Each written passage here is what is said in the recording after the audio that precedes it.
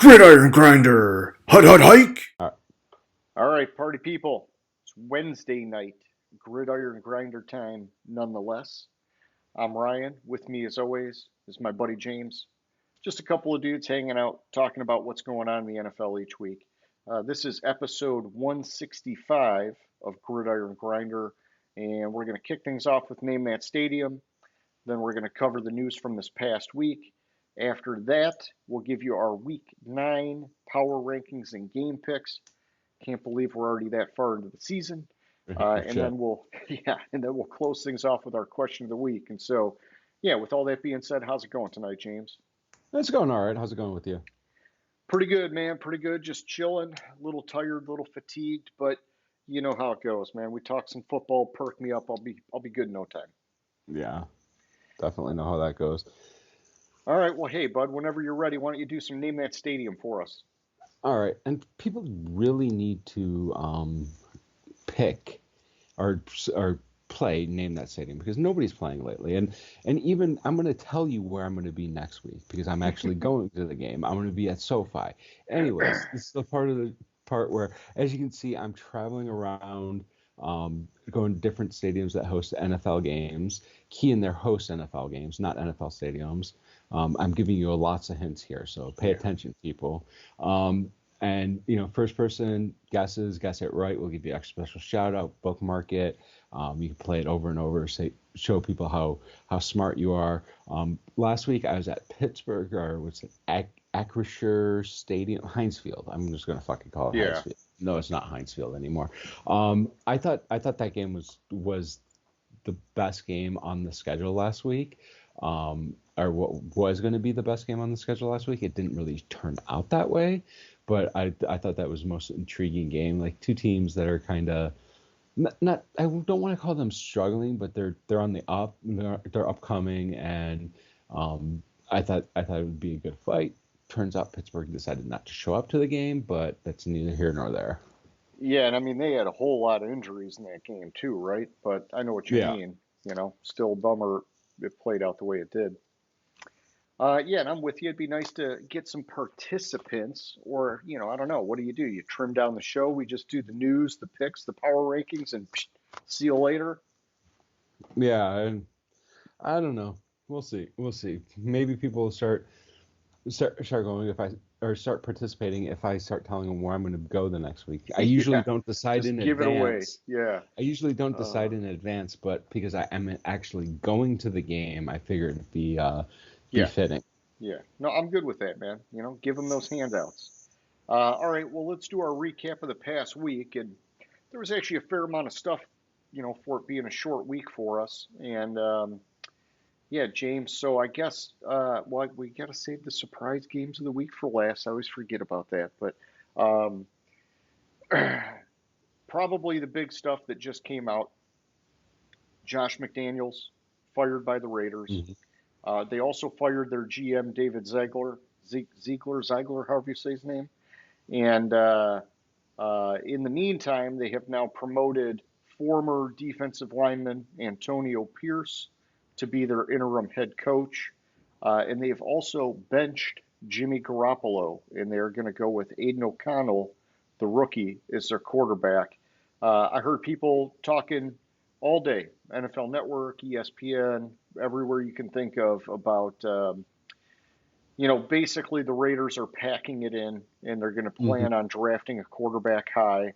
And so they've seen enough out of Jimmy G and they're going to give O'Connell a chance. Yeah, Aiden O'Connell. Holy cow, it's just like blanking on the name. I just said it, but they're going to give him a chance, see what he's got. But I think part of them is likely wanting to just kind of lose and get a better draft pick. And so who the heck knows what's going to happen? But you know, I don't like McDaniel's. So see you later, dude. So it doesn't make sense that they fired McDaniels now. They should have fired him last year after they lost to Indianapolis and Jeff Saturday, in my personal opinion. But that's a different story. We can come back to that at some other point when I tell everyone how right I was about that again. but Ziegler, I'm not surprised that they fired him because he was really installed as kind of like a patsy for Josh McDaniels, do what McDaniels wants. And I mean, they got a bill of goods with Jimmy G. Jimmy G has not been anywhere near what he looked like when he played in San Francisco, and they thought, oh, he used to McDaniels coached him and he knows the Yeah, and system, they blah had blah blah, weapons. and they had weapons, which we'll get to the weapons a little bit when we talk about the trade deadline activity, but because there's some rumors that I've been or some actual statements that have been made on that. But anyways, Sure. so I wasn't surprised that they fired him, but I mean they got to do something. And you're right, they're packing it in. They kind of the what I thought was interesting about it is it felt like it was they did it in like the middle of the night because Okay. I didn't hear anything about it last night before I went to bed, and then this morning it was like all they were talking about, and it was like, how did I miss this yesterday? Yeah, that's true. Yeah, the timing of it did seem kind of strange, but it could have been one of those things. Maybe it was a late meeting or whatever, and they announced it, you know, in the middle of the night or early morning or who knows. But and I'm hoping that Antonio Pierce actually has some success in that interim spot. I liked him as a player. I liked his Hmm. intensity. He already made some comments that he was born to be a Raider and all these things, and he might be able to get the guys to play for him. But I do think the Raiders have talent. And it's like we saw it just in this Monday night game against the Lions. Man, they Hmm. finally got the running game going. There's a lot of things that this team can do that just for whatever reason wasn't working with McDaniels calling the shots. Well, it's because it's McDaniels. I mean, Yeah. I was really, really, really surprised that they gave that he got another shot in the NFL after leaving in Indianapolis at the altar, basically, Oh, and I know last that minute pissed me saying off. Yeah. withdrawing after they're already hiring coordinators and coaching staff, which I would say on that though, when that happened and McDaniels said no, nope, I'm not going, they even though they could have easily just gotten said paid off the salary of the coaches or saying we're not hiring you as conditioned on McDaniels, blah blah blah, and they said instead they still kept those coaches they hired Yeah. in anticipation of hiring McDaniels as head coach. So Yeah, give them it props for just makes that, me but yeah, it makes me wonder, not to go too far down the tangent here, but man, I was thinking about the Patriots, as we often do, and it's just not working with Bill O'Brien, who I like as a coach. And I think a lot of it's probably Mac Jones, to be honest. He's just sucking real bad. But mhm. I was out with a guy the other day, and he was going down like this road of, oh well, it's obviously it was all Brady. And I was like, I get it, man. You can say that, but the one thing that you got to remember is they won freaking 11 games with Matt Castle at quarterback. And so, like, Well, that they can do they it. they did something similar with Jimmy G Yeah. at quarterback that one year. In limited streaks while he, was healthy. Yeah. And so it's they can do it. It's just I gotta believe Mac Jones is a real problem for them. And maybe they need to fire Bill O'Brien and bring frickin' Josh McDaniels back and frickin' bring back Matt Patricia to run the defense too. See him frickin' screaming at guys on the sidelines again. I don't know. Like that combination worked for them for a long time. Hmm. So if I remember correctly, was it 16 that Brady got hurt, Brady was hurt in weeks? Was it 2016? Oh, I don't remember when Jimmy G had those couple games or whatever. Yeah, I'll have to look it up.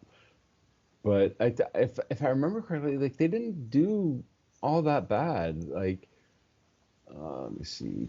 Yeah, and I mean we know Matt Castle, he didn't go on to like really start anywhere else. And so, you know, and they made him an 11-win quarterback. Yeah, so he played. I guess it was only two. He only started 2 games, but and it was 16. I thought it was more than that. I just remember For him getting hurt a lot, yeah. which has been par for his whole career, unfortunately. So he must have gotten hurt because he was 2-0 in 2016, and that was the Super Bowl team. So Brady must have only missed a couple games. Gotcha. Oh wait. That's yeah, he got hurt in week 2 because that was the year that Brady was suspended for the first 4. Gotcha. That's right. Yeah, so he got hurt in week 2, but I mean he was still 2-0, and as a starter, like he doesn't have that bad of a record. He's 43-20 as a starter. Yeah, that's pretty good, man. Yeah, so I mean he's 43-20 as a starter in the regular season, 4-2 as a starter in the playoffs. I mean that's pretty good. So I don't know. Is it just the systems thing? Well, no, because I'm trying to figure out why this year is so different, and it might just be McDaniels doesn't know what the fuck he's doing as a head coach. Yeah, he's just not a good head coach, man. Yeah. I mean, you got a running back on the franchise tag that led the league in rush yards last year, and you like barely used him up until week 8. So, Hmm. and I know it's not that simple. There's more to it than that. But Josh Jacobs should have just been running it like crazy all year, man. You got him on a 1-year contract. You know, Hmm. it's good for you and it's good for him. Just like run till the wheels fall off, man.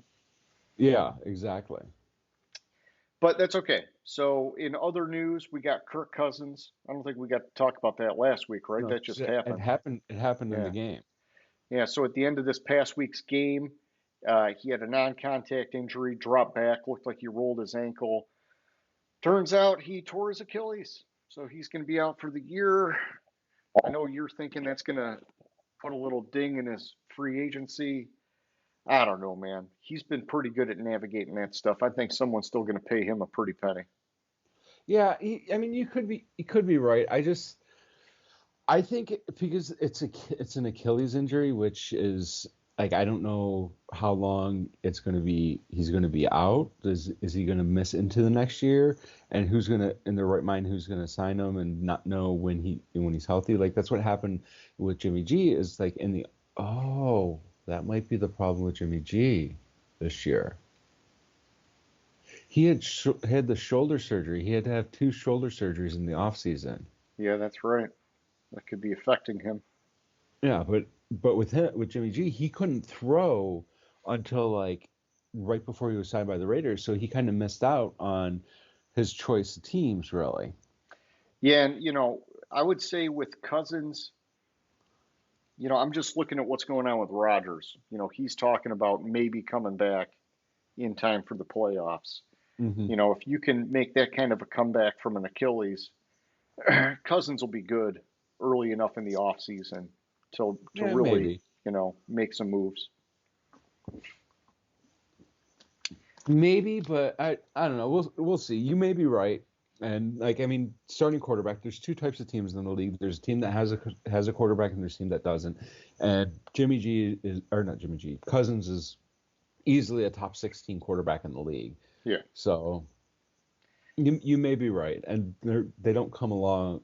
Quarterbacks like that don't hit free agency that often. Yeah.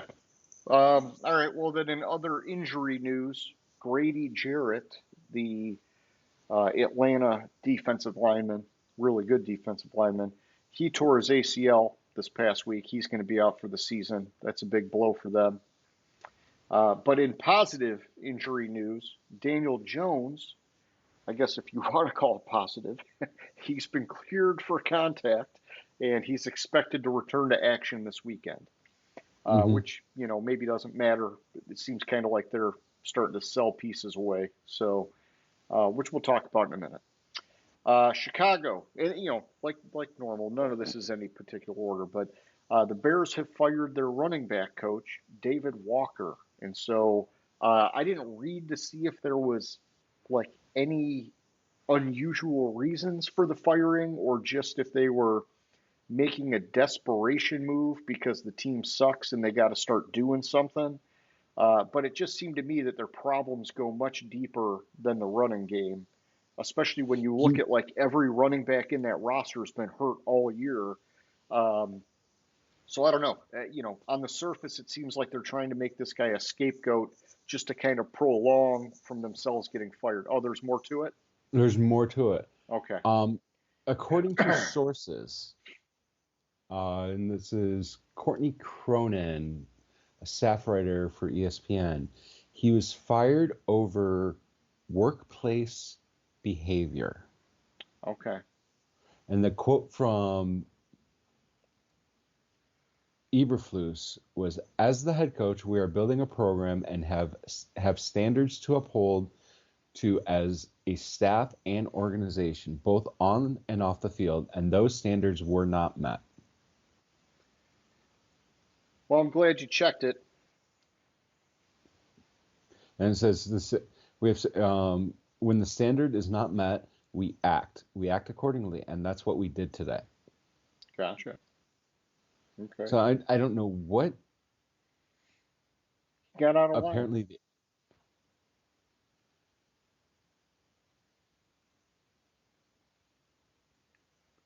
I'm trying to see, like I missed that in my brief overview, but I'm trying to see if there's any.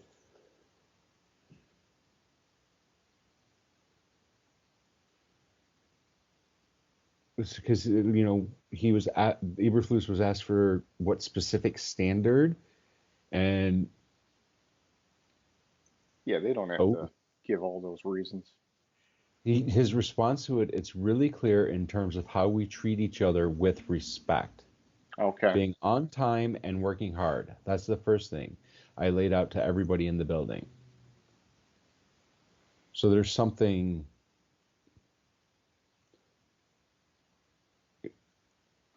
Yeah, there's something really going on. Apparently HR specialists were involved with it too, and wow. A real workplace incident. All Yeah. right. Well, he's gone. Chicago, they're struggling anyhow, and so nice that they made that move. But I think that you know their jobs are all on the line, and so it's easy to look at it as they were making him a fall guy. But I'm glad that you checked, and there's actually legit issues at play. So, all right. So keeping it moving here, Atlanta, they are going to be starting Taylor Heineke over Desmond Ritter this upcoming weekend. And so, Thank you. I called this last week.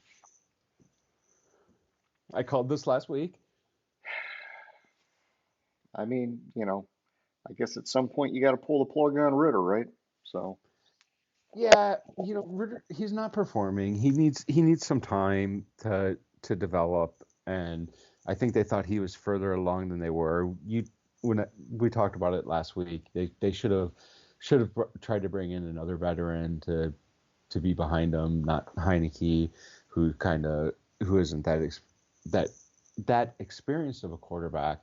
But I had said 2 years ago. And he didn't show it last year, but Heineke could be a real decent starting quarterback in the league when he had that playoff game against Tampa. Yeah, that was 2 years ago. So I'm really high on Heineke. I think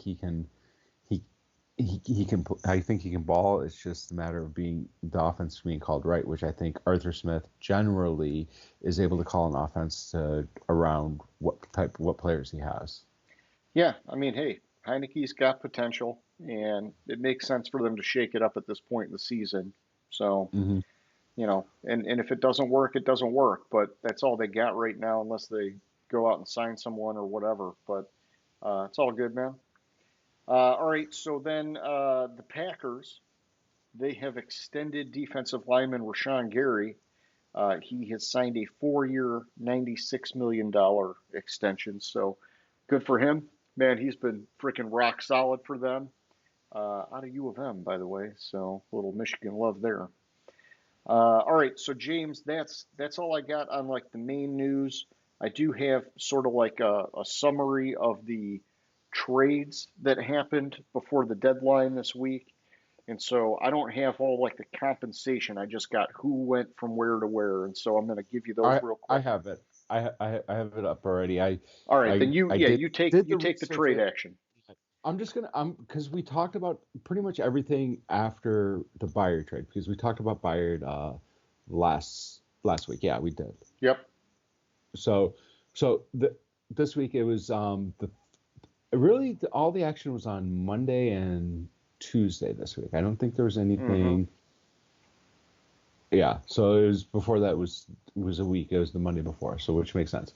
So then this is just I'm going to go in reverse order on how when they were announced.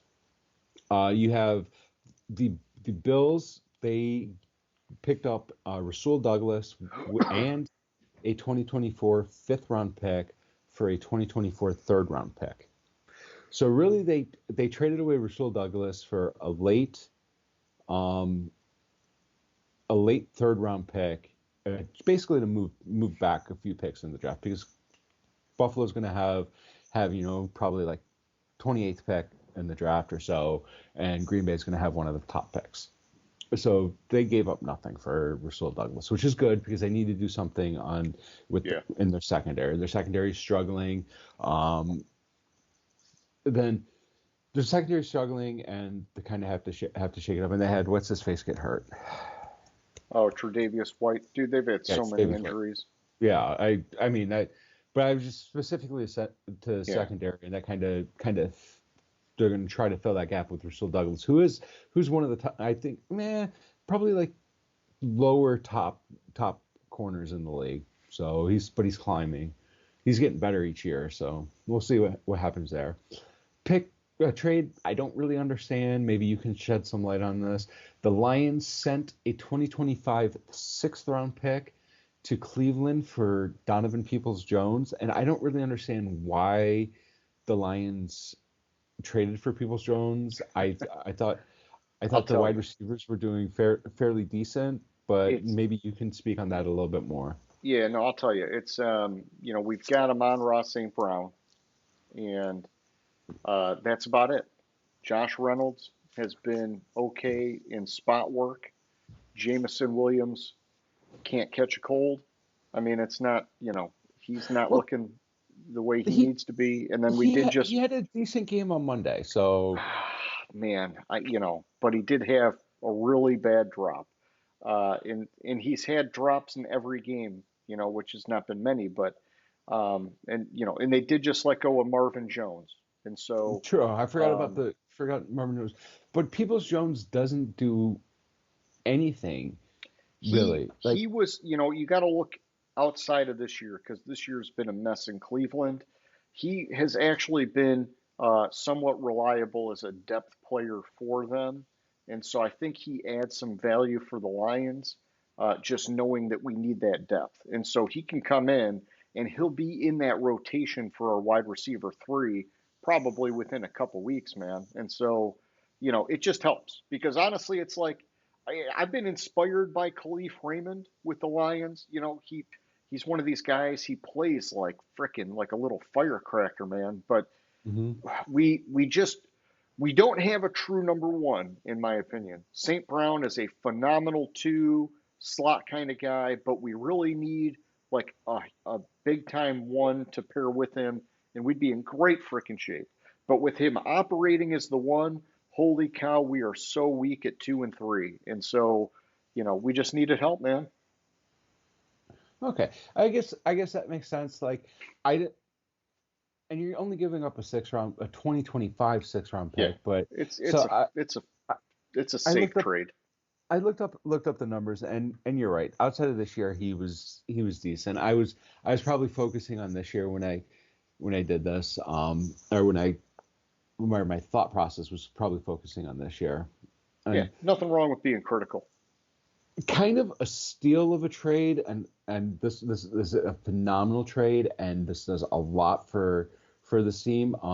Chase Young was traded to San Francisco for a 2024 third round pick, a former second overall pick. Yeah, man, Was monster traded pick. Yeah, monster pick, and we'll get back to this in a second, but because when we get to another one, but so man, how is he has fallen? He has like, what is it, 5 sacks this year, and just kind of not yeah, and I think he doing missed some anything time anymore. too earlier in the year, right? Yeah, I think he missed 2 games. But I mean, he has this year has been a down year for him. It's a contract year for him, so which is concerning, because if you're playing for Yeah, your next contract and you're having the season he's having, I see him, and it's his trajectory on his career is, I see him like as a nicer Ndamukong Suh, okay. where he's going to be a mercenary. He's going to be on 1 year contracts, Yeah, and he's yeah, going to you have to can't give him prove too much each leash. year. You can't give him much of a leash, otherwise he's just gonna fuck off. He'll disappear. Yeah, I was surprised that Washington made the double move at defensive end, man. I was too. I and then I'll skip to that one and then come back. And then the Bears inexplicably sent a 2024 second round pick to Washington for Montez Sweat.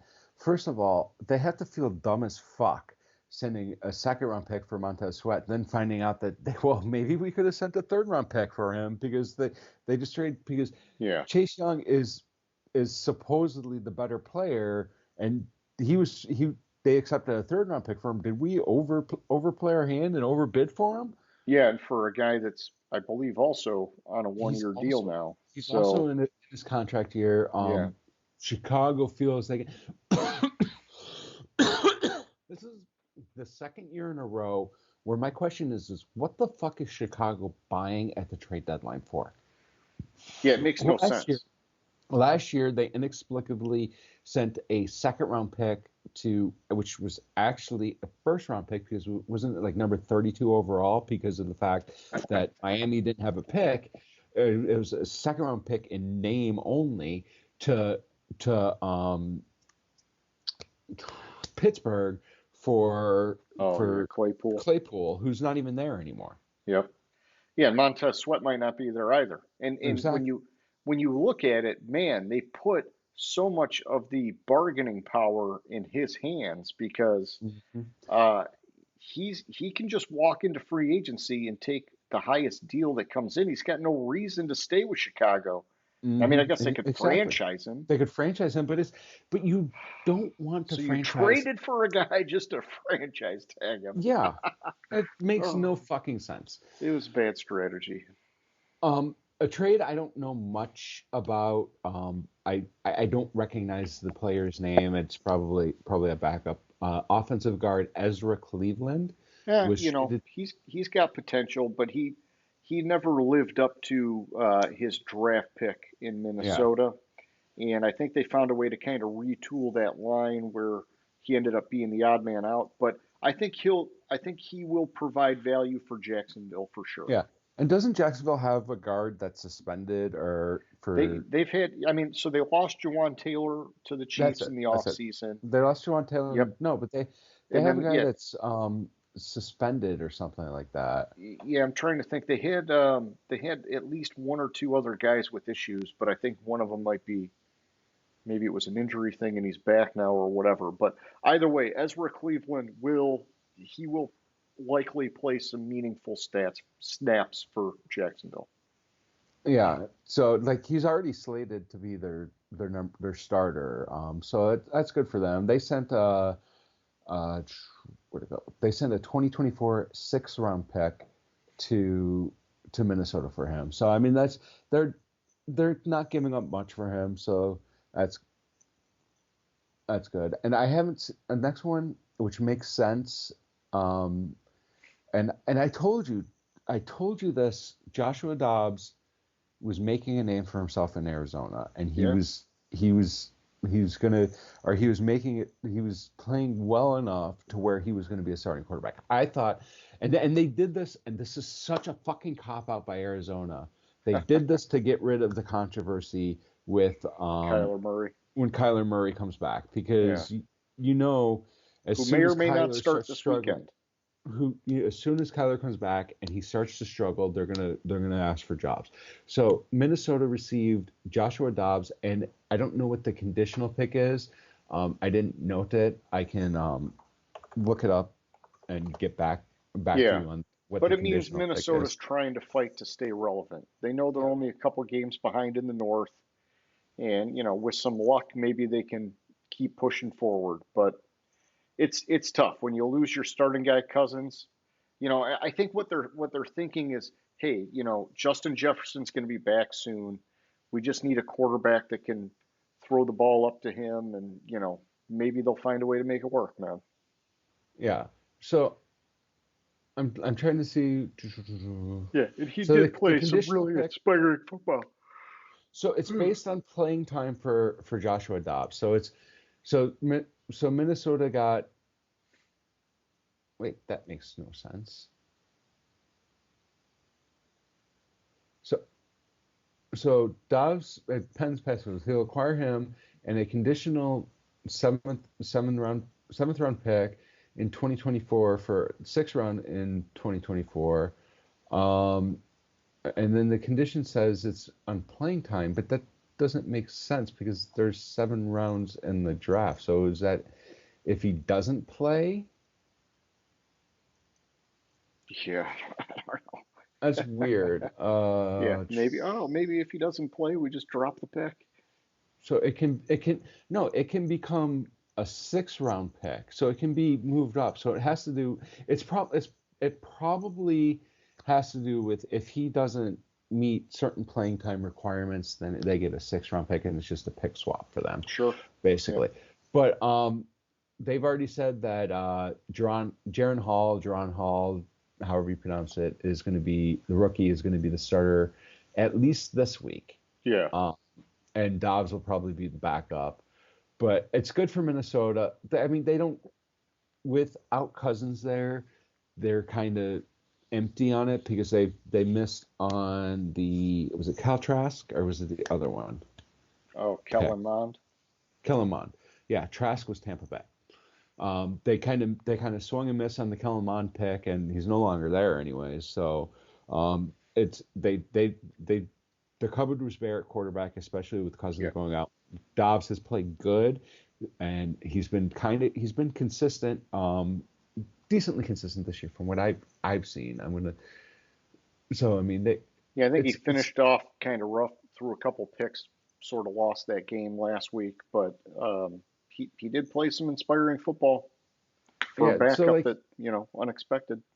so so this last week he has 5 interceptions this week or this year and 6 touchdowns. He has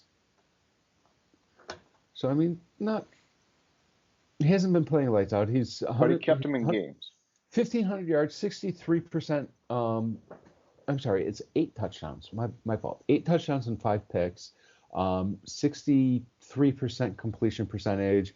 Plus, on top of he has 1,570 yards passing and 260 yards rushing. Obviously rounded with 3 rushing touchdowns.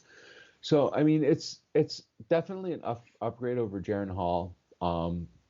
And like I really like how Dobbs has been playing, but in 3 months, this is the second time he's been traded because Arizona acquired him via trade in Yep. like July or August Yeah.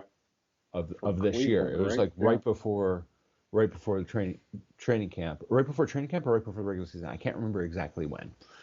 And then I think it was so right before the regular season because I thought yeah, he was ahead of Dorian Thompson Robinson in Cleveland. And then the way I he thought was so playing in too. preseason, I think they wanted to move Dobbs. And Yeah, so August 24th, he was traded to Arizona Yeah, with a that's like, seventh round pick yeah. in 2024 for a fifth round pick in 2024. Okay. And then they basically didn't they sit him this I wanted to say they sat him this last week, but I didn't see that.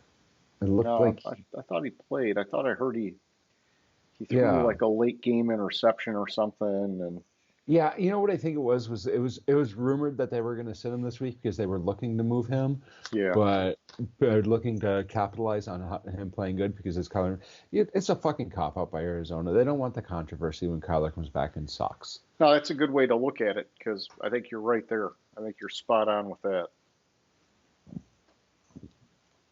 And we have Contavious Street and a 2025 seventh round pick was traded to Atlanta to make up for gosh, now I'm just drawing Brady like Jarrett getting hurt. for Jared getting hurt, in exchange for a 2024 six round pick.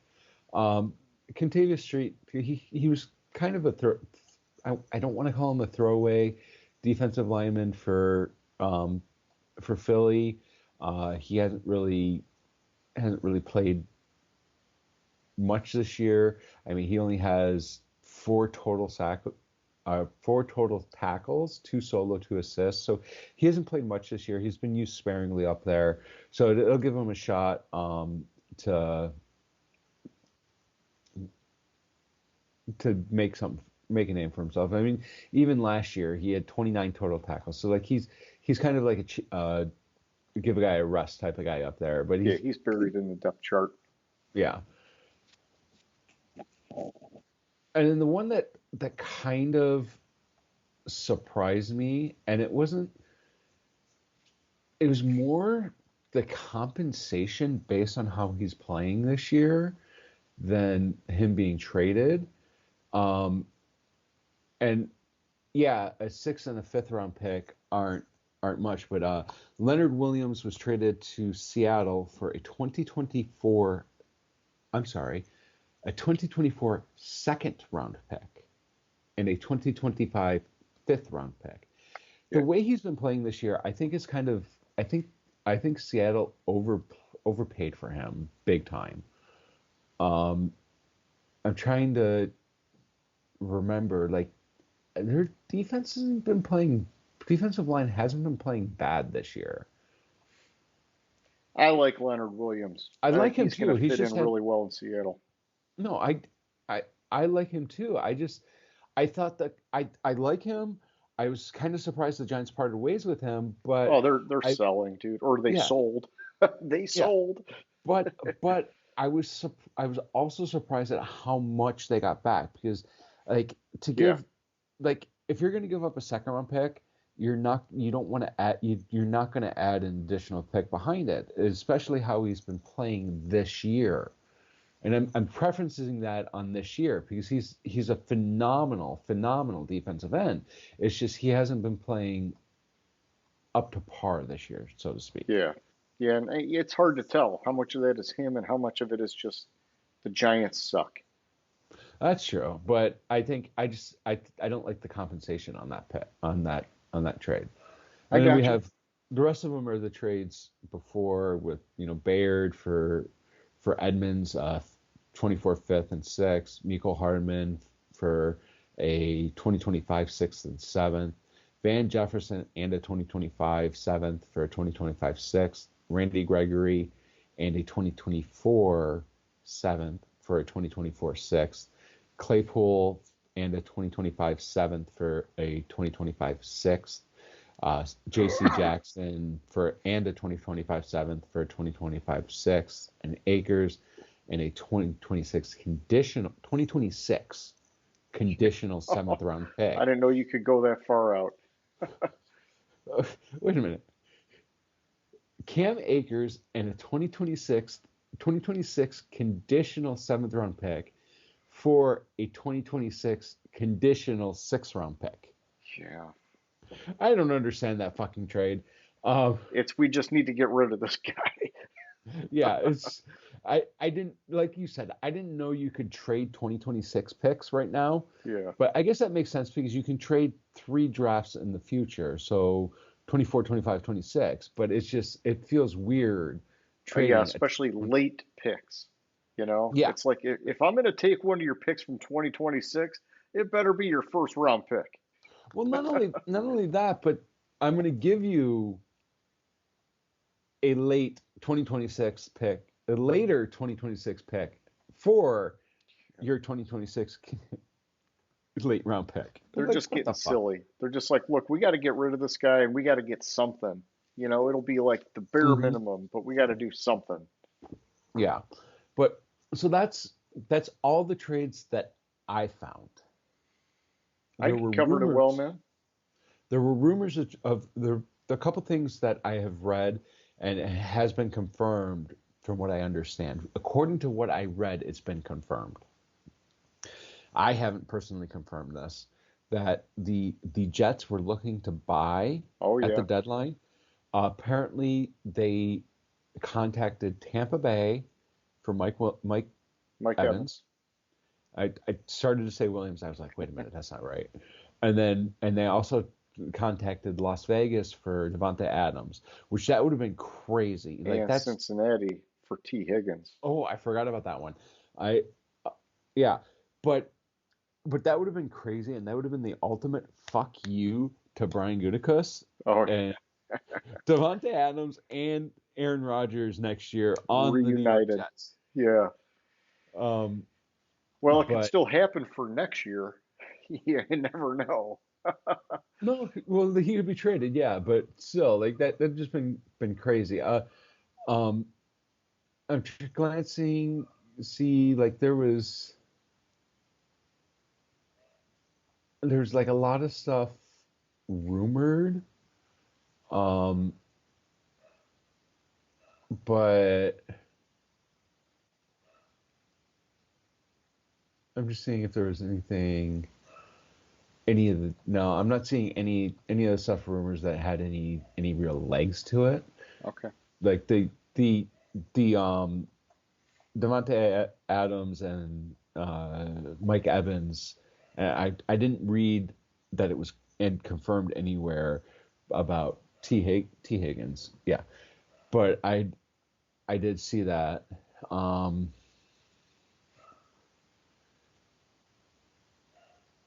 yeah, I that's about it that had any real legs to it. Yeah, and I mean, Mike Evans was rumored to be on the trade block in the offseason. And Yeah. then Devontae Adams in recent weeks was complaining about his usage on that team. And so, yeah, both those guys, there was some smoke going on there, probably some fire. But they couldn't consummate any kind of deal. So, Actually, with Devontae Adams and Mike Evans, Tampa Bay told the Jets flat out that they're not on the market. Tampa Bay and the Raiders told the Jets flat out that they're not available. gotcha.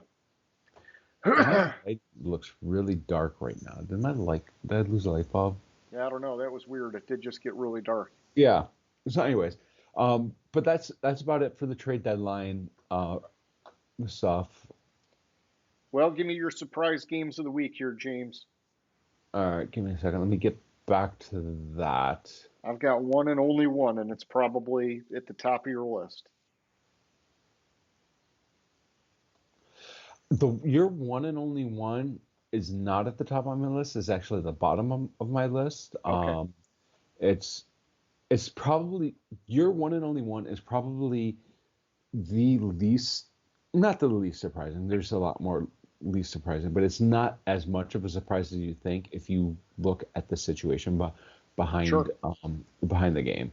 Your one and only one, and I'll just talk about it. I don't think it's as a surprise as you do. Kansas City and Denver. Yes.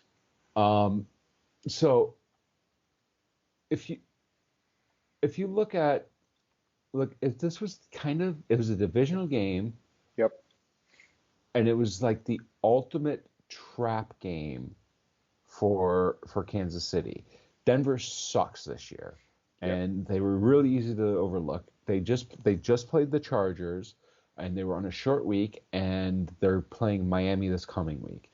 So And on top of that, you add all that together, it's an ultimate trap game. Patrick Mahomes had the flu. Oh, I didn't even know that. Okay.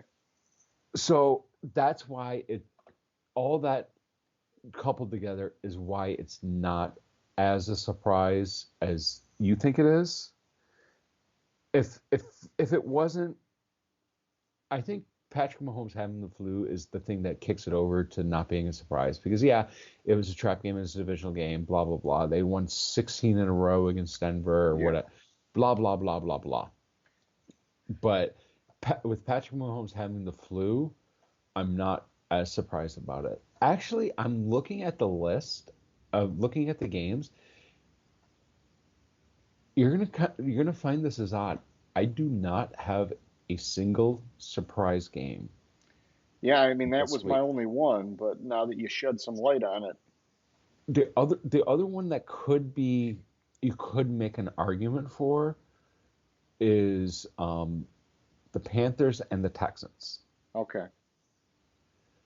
But you have to look at the history. It was the first quarterback drafted Yep. in this past year's draft against the second quarterback drafted in this past year's draft.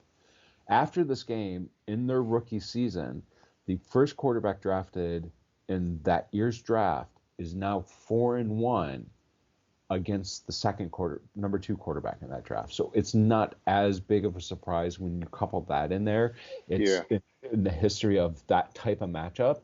Yeah, the Panthers have been on a road to nowhere, and the Texans have been looking really good, but I think a lot of times history kind of dictates how games happen. It sounds weird to say, but um, Yeah, history it repeats itself a lot.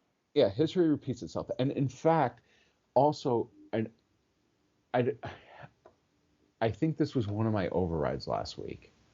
It was. My model had Carolina winning the game,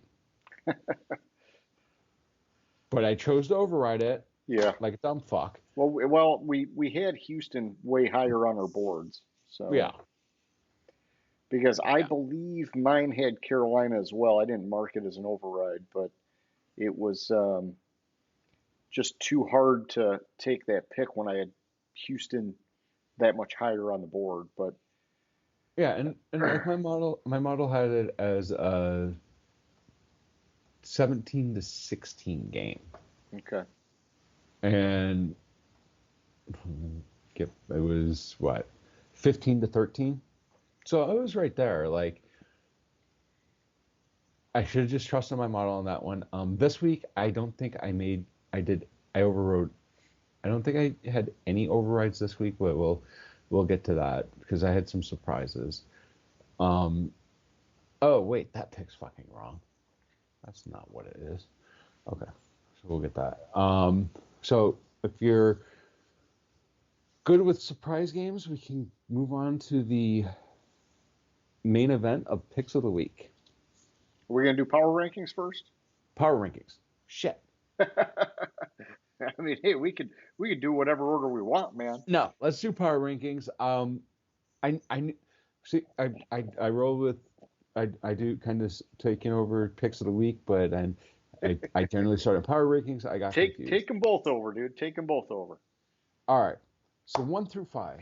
Baltimore, even though it was a close game at Arizona, they won. I left them at 1. Detroit, they won. I left them at 2. Philadelphia, I moved up 1 spot to 3. Dallas moved up 1 spot to 3 because I moved Kansas City from 3 to 5. And somebody's going to say, and I see what you did there, and that's an argument that could be made, but coupling in Well, all the now facts, you give me the background, and I feel like I overdid it, exactly, obviously. coupling in all the facts of the game, I didn't feel comfortable really killing Kansas City for that loss. Yeah. But like Dallas, Philadelphia, I'm torn between Dallas and Philadelphia for 3 and 4. Like I think these two teams they're very evenly. They've both had hiccups, but they're both very talented teams and equally talented. There's the word I was looking for. Equally talented, but I think based on their schedules, Philadelphia overtakes Dallas just by a hair. And leaving Detroit at 2 or having Detroit ahead. I mean, I went through my whole entire argument for Baltimore 1, Detroit 2 Yeah. last week. Yeah, no, you got to stick with that. I got you. Yeah, so for me, I moved Philly up one spot. So at 7-1, they're the top dog on my board again. At 2, I've got Miami. Same kind of thing. I moved them up one spot. I do agree with you, like you've been saying these last couple weeks. The competition is a concern for Miami, but I already had them up this high, so it's kind of hard for me to drop them. At 3, I've got Baltimore.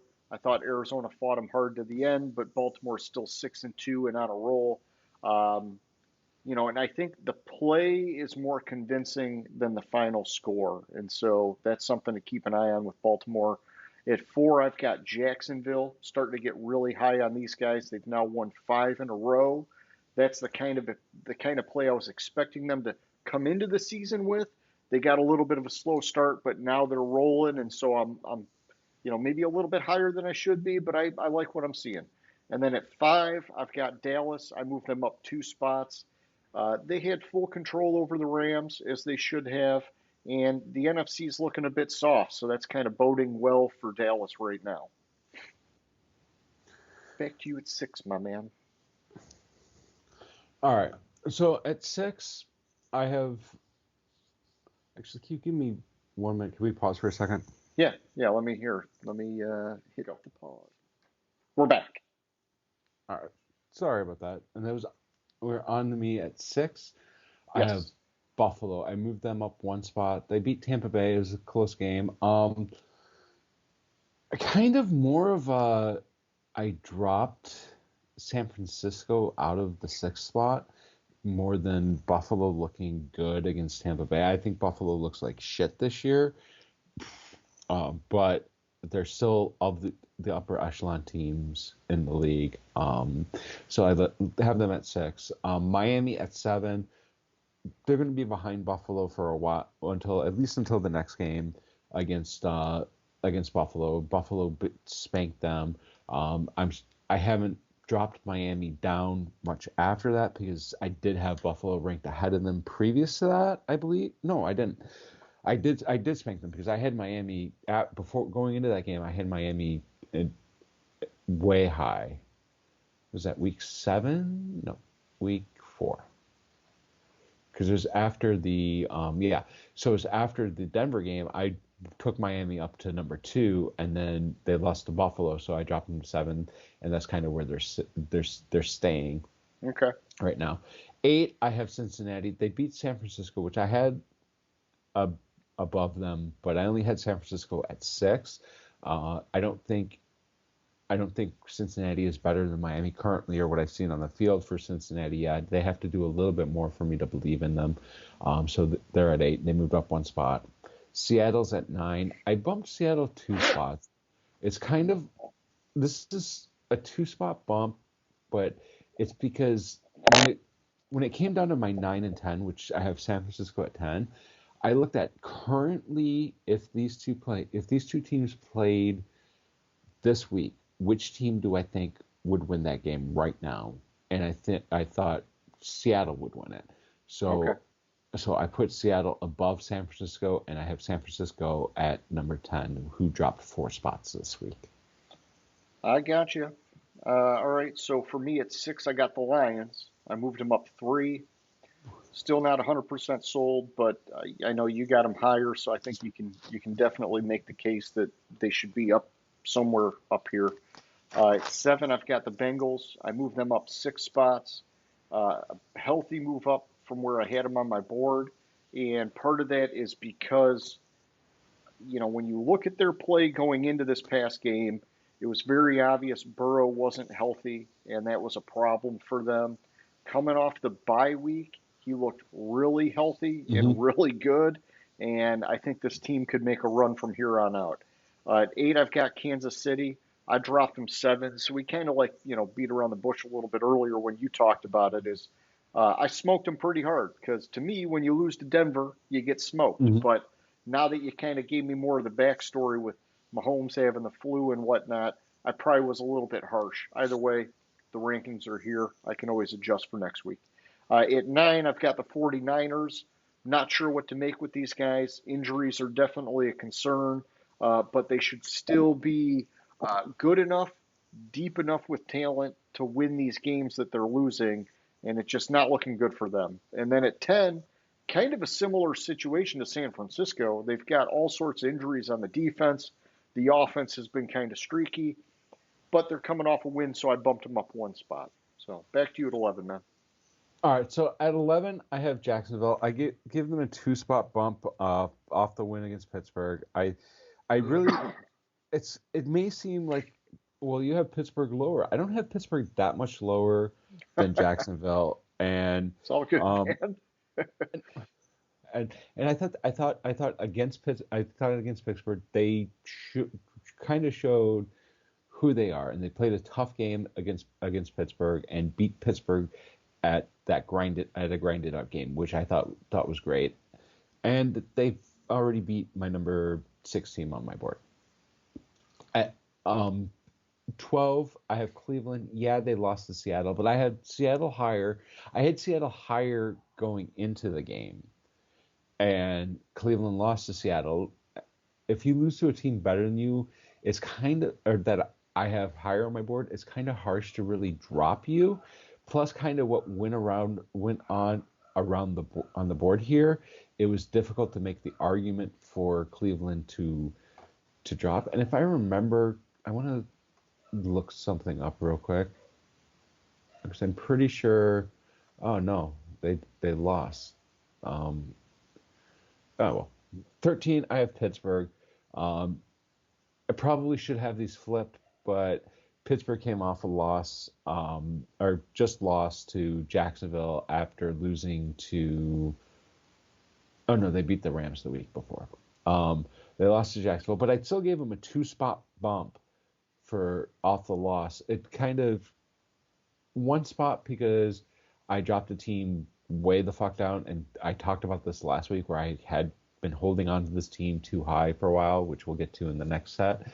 But and also because I think Pittsburgh is a really good team. I and I think when it comes down to it, I had if it was either Minnesota or Pittsburgh at 13, and again, I think Pittsburgh would beat Minnesota if they played right now. Okay. And especially with the Cousins tearing his Achilles, I want to see Minnesota before I really move them. Who I have at 14, I didn't move them at all from 14 spot. They won, but I'm hesitant to do much with them right now because I want to see what the team looks like without Cousins. And Tennessee, I moved them up 1 spot. They beat Atlanta, who I had up higher on the board, and I dropped. And Atlanta's the team, obviously, that I dropped coming into this week, or for this week's power rankings. So they moved up 1 spot off the win against Atlanta, which that could have counted as a surprise, except for that's what my model predicted again. Yeah. And I said. I think that one actually I stuck with Tennessee. Yeah, I did. I stuck with Tennessee on that one, but so that's why I wouldn't count that as a surprise game. But on paper and how they've been playing, the instant thought might have been Atlanta would win that game. I got you. Okay, so over onto my side, I've got Seattle at 11. I bumped them up 1 spot. I thought it was a nice win over Cleveland, but I still got to keep in mind Cleveland still rolling with a backup quarterback, so I don't want to get too carried away with Seattle. At 12, I've got the Chargers. I moved them up 2. This is another one where, hey, nice win, but you beat the Bears, so not getting carried away, but 2 spots, it's respectful. At 13, I've got the Browns. I dropped them down 5. I liked what you were saying, but I didn't have them below Seattle before, and so I had to get them below Seattle. Yeah. And part of it is also me smoking them a little bit because um, I was hanging tight on Cleveland because their defense was just on a different level. But Hmm. it's pretty obvious now after a few weeks of watching that if their offense is going to be this inept, the defense cannot overcome it. And so that's why I dropped them down 5.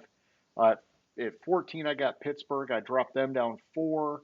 Um, part of it was just that, man, they looked so bad offensively. And I know Pickett got hurt, but they have a veteran backup in Trubisky. I know he's not great or anything, but I just really still thought they could have done more on offense.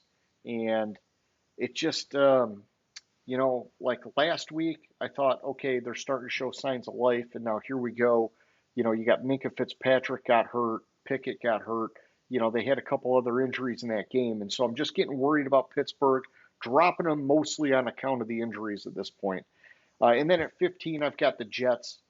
Some of this is that I have Minnesota a little bit lower on the board, and there's sort of like some misfortune with Minnesota that's going to benefit some of these teams as we get into this next range here. And so the Jets barely winning. They're sitting at 4-3. I just kept them here. So back to you at 16, man. All right, 16, I have the Chargers. They moved up one spot. The only reason they moved up, I would have kept them the same, except for I dropped my 17 team, Atlanta.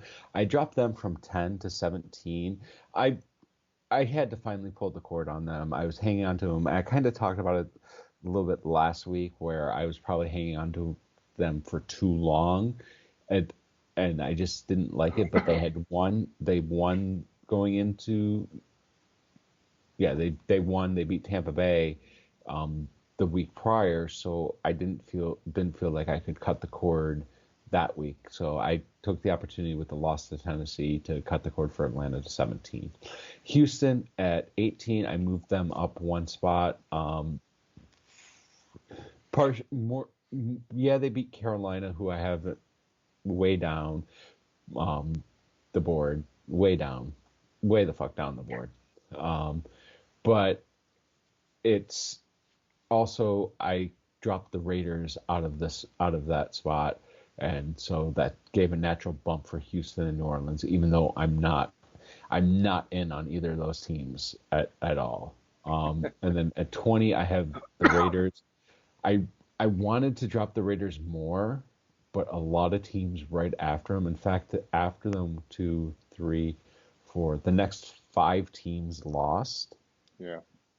After like my 21 through 25 from last week all lost, so I couldn't really move the Raiders down much, but I really wanted to, especially like, I mean, they're inept. We hit it when we talked about the McDaniels firing, and I'll have a surprise pick in my model coming up. Okay, I got you. So yeah, over on my side, I've got Atlanta at 16, and really with the next 4 teams here, I got Atlanta, Houston, Tampa Bay, and Los Angeles. These were all teams that I might have dropped a little bit on my board, but I was planning on moving Minnesota up, and then Cousins got hurt, and instead I dropped him, which created like Mhm. a really big swing on my board. And so it kind of helped elevate these guys and keep them where they were at. And then at 20, I've got the Saints. Hey, great, you can beat a lower tier team, but that's about it. So that's a problem, like you're calling out. So back to you at 21, man. All right, 21, I have the Rams. They lost. So did the 4 teams after them. They stayed the same. 22, same with the Colts. 23, I have the Jets. Basically, what I did here was the Jets and the Giants. I had the Giants at 23 and the Jets at 25. I flipped them. So the Jets moved up 2 spots to 23. Giants moved down 2 spots to 25. And I left Tampa Bay as at 24th. They lost to Buffalo. They kept it Yeah. close. I wasn't going to really kill them for losing to Buffalo. I think actually 2 teams after on my listing, at 2 teams after. Oh, is that the case?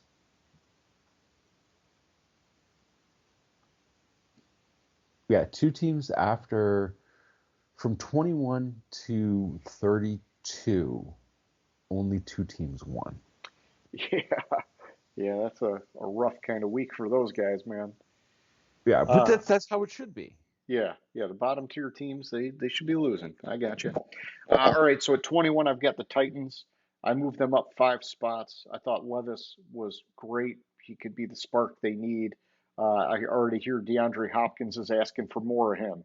He likes the deep ball. Keep it coming to him. 22, I've got the Raiders. I dropped them down 1. Probably would have gone more, but I did these before I found out about McDaniels getting fired. And actually, I don't know if I'd go down more. Maybe I'd go up now knowing that McDaniels Yeah, was fired. that was the hard decision I had to make Yeah, was what to do with the McDaniels firing. yeah. Um, and it was like, I'm still gonna do what I plan to do with them off the loss, but possibly should consider not dropping them because the It team's could better help off with them. McDaniels, but I don't know how they're gonna well, are I don't know what I Yeah, can't. let's wait a week and Let's see wait. what Yeah, happens. thank you. Yeah. Thank you. I was like, where's my words? I got you. Yeah. So then at 23, I've got the Colts. I dropped them down 1. It's nice to see their running game hitting on all cylinders. They just couldn't finish the game. 24, this is where I got the Vikings. And so I moved them down 4. I was prepared to move them above a chunk of teams and give them like a solid 3, 4 spot bump. Instead, with Cousin getting hurt, I drop them 4 spots. You know, I do like now that they've traded for Dobbs, which I didn't factor in here when I did my rankings. And so I can see them still working their way up from here. But it's tough, man. When you lose your quarterback, 9 times out of 10, your season's gone. So, and Hmm. at 25, I've got the Patriots. I dropped them down 1.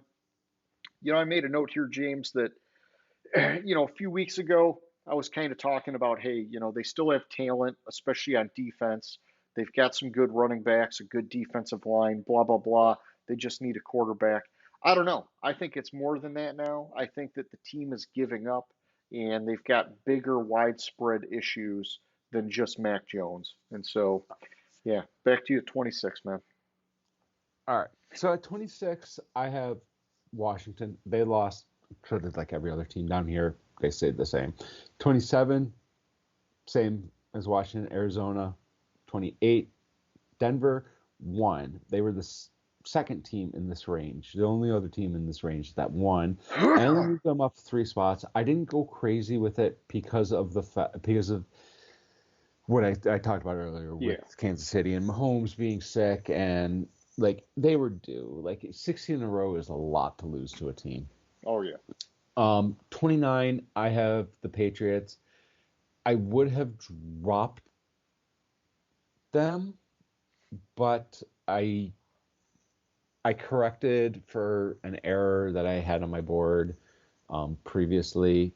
30, I have Chicago. It's the same. I would have dropped them, but in my dumpster fire, I corrected for an error I had on my board. Gotcha. Okay. And I have that one backwards on my list. I had 3 teams. Okay. 3 teams after 21 that won. Gotcha. Because Houston lost to Carolina. Yeah. And I had it as Carolina as Houston winning. So I just made an error on that. Anyways, We back all to make you. mistakes. 26. We all make mistakes. 26, I got Denver. I moved them up 3 spots. Everything I had been hearing is that this team is finally buying into what Sean Payton is selling. But I am going to take some pause on that now that you're telling me the other half of the story with that game. 27, I've got the Giants. I dropped them down 2. They're selling assets, likely going to be going into the dumpster fire at some point with this kind of trajectory. 28, I've got the Commanders. I liked how they hung in there against Philly, really did, but they lost. And Hmm. so, I wanted to get them below the Giants, seeing as how they just lost to the Giants like a week ago. So, 29, I've got Carolina. I moved them up 3 spots out of the dumpster fire. And that's just something making good on my word, man. I've been telling you for a while that, hey, if they won a game, I'd get them out of there because I do like what they got on defense. I do like their coaches. I think they have potential.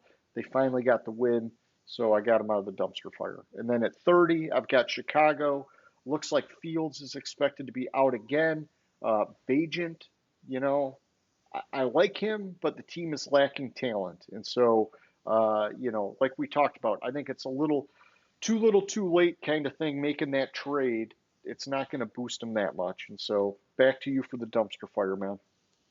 All right. So this is a weird one, and this is just a correction on my board. I dropped Carolina 3 spots, even though they beat Houston. Sure. And it's 100% of a correction. I had to kind of look at it and look at the teams, and I went through. Even though they beat Houston, I don't think they could beat New England right now. I don't think they could beat Chicago right now, and so that's those teams around it. I don't think they could beat. Even though Denver's playing like shit, I don't think they could beat Denver right now. So it's just kind of how it fell. Oh, hey, and at one win, easy to make that argument. I got you. And then at 32, I have Green Bay. This is where I had them at the beginning of the season. This is where they will stay. This team is rudderless. They fucked up with the Jordan Love pick, and fucking, I don't know if it was LaFleur or Gutekunst this week came out and said, well, we still need to see more of Jordan Love. What the fuck more do you have to see? What do you have to see of Jordan Love? He can't he can't fucking play the game. Like, he fucking blows. Just move on. But no. Yeah, they're in trouble, man. They're in trouble.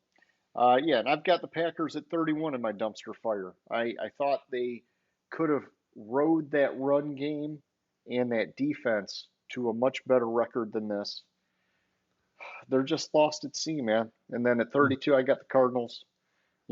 It's great that they were playing some good football, but still only one win, losing games. And so I'm giving that edge to Green Bay in the dumpster fire just because Green Bay got to 2 wins. And so, but both these teams are struggling big time. Yeah, exactly. All right, so that's the power rankings. Do you have any last words or last thoughts on them? I do not, man. All right. So then we move on to our picks of the week. You beat me this week. We did a lot better this week than we did the previous week.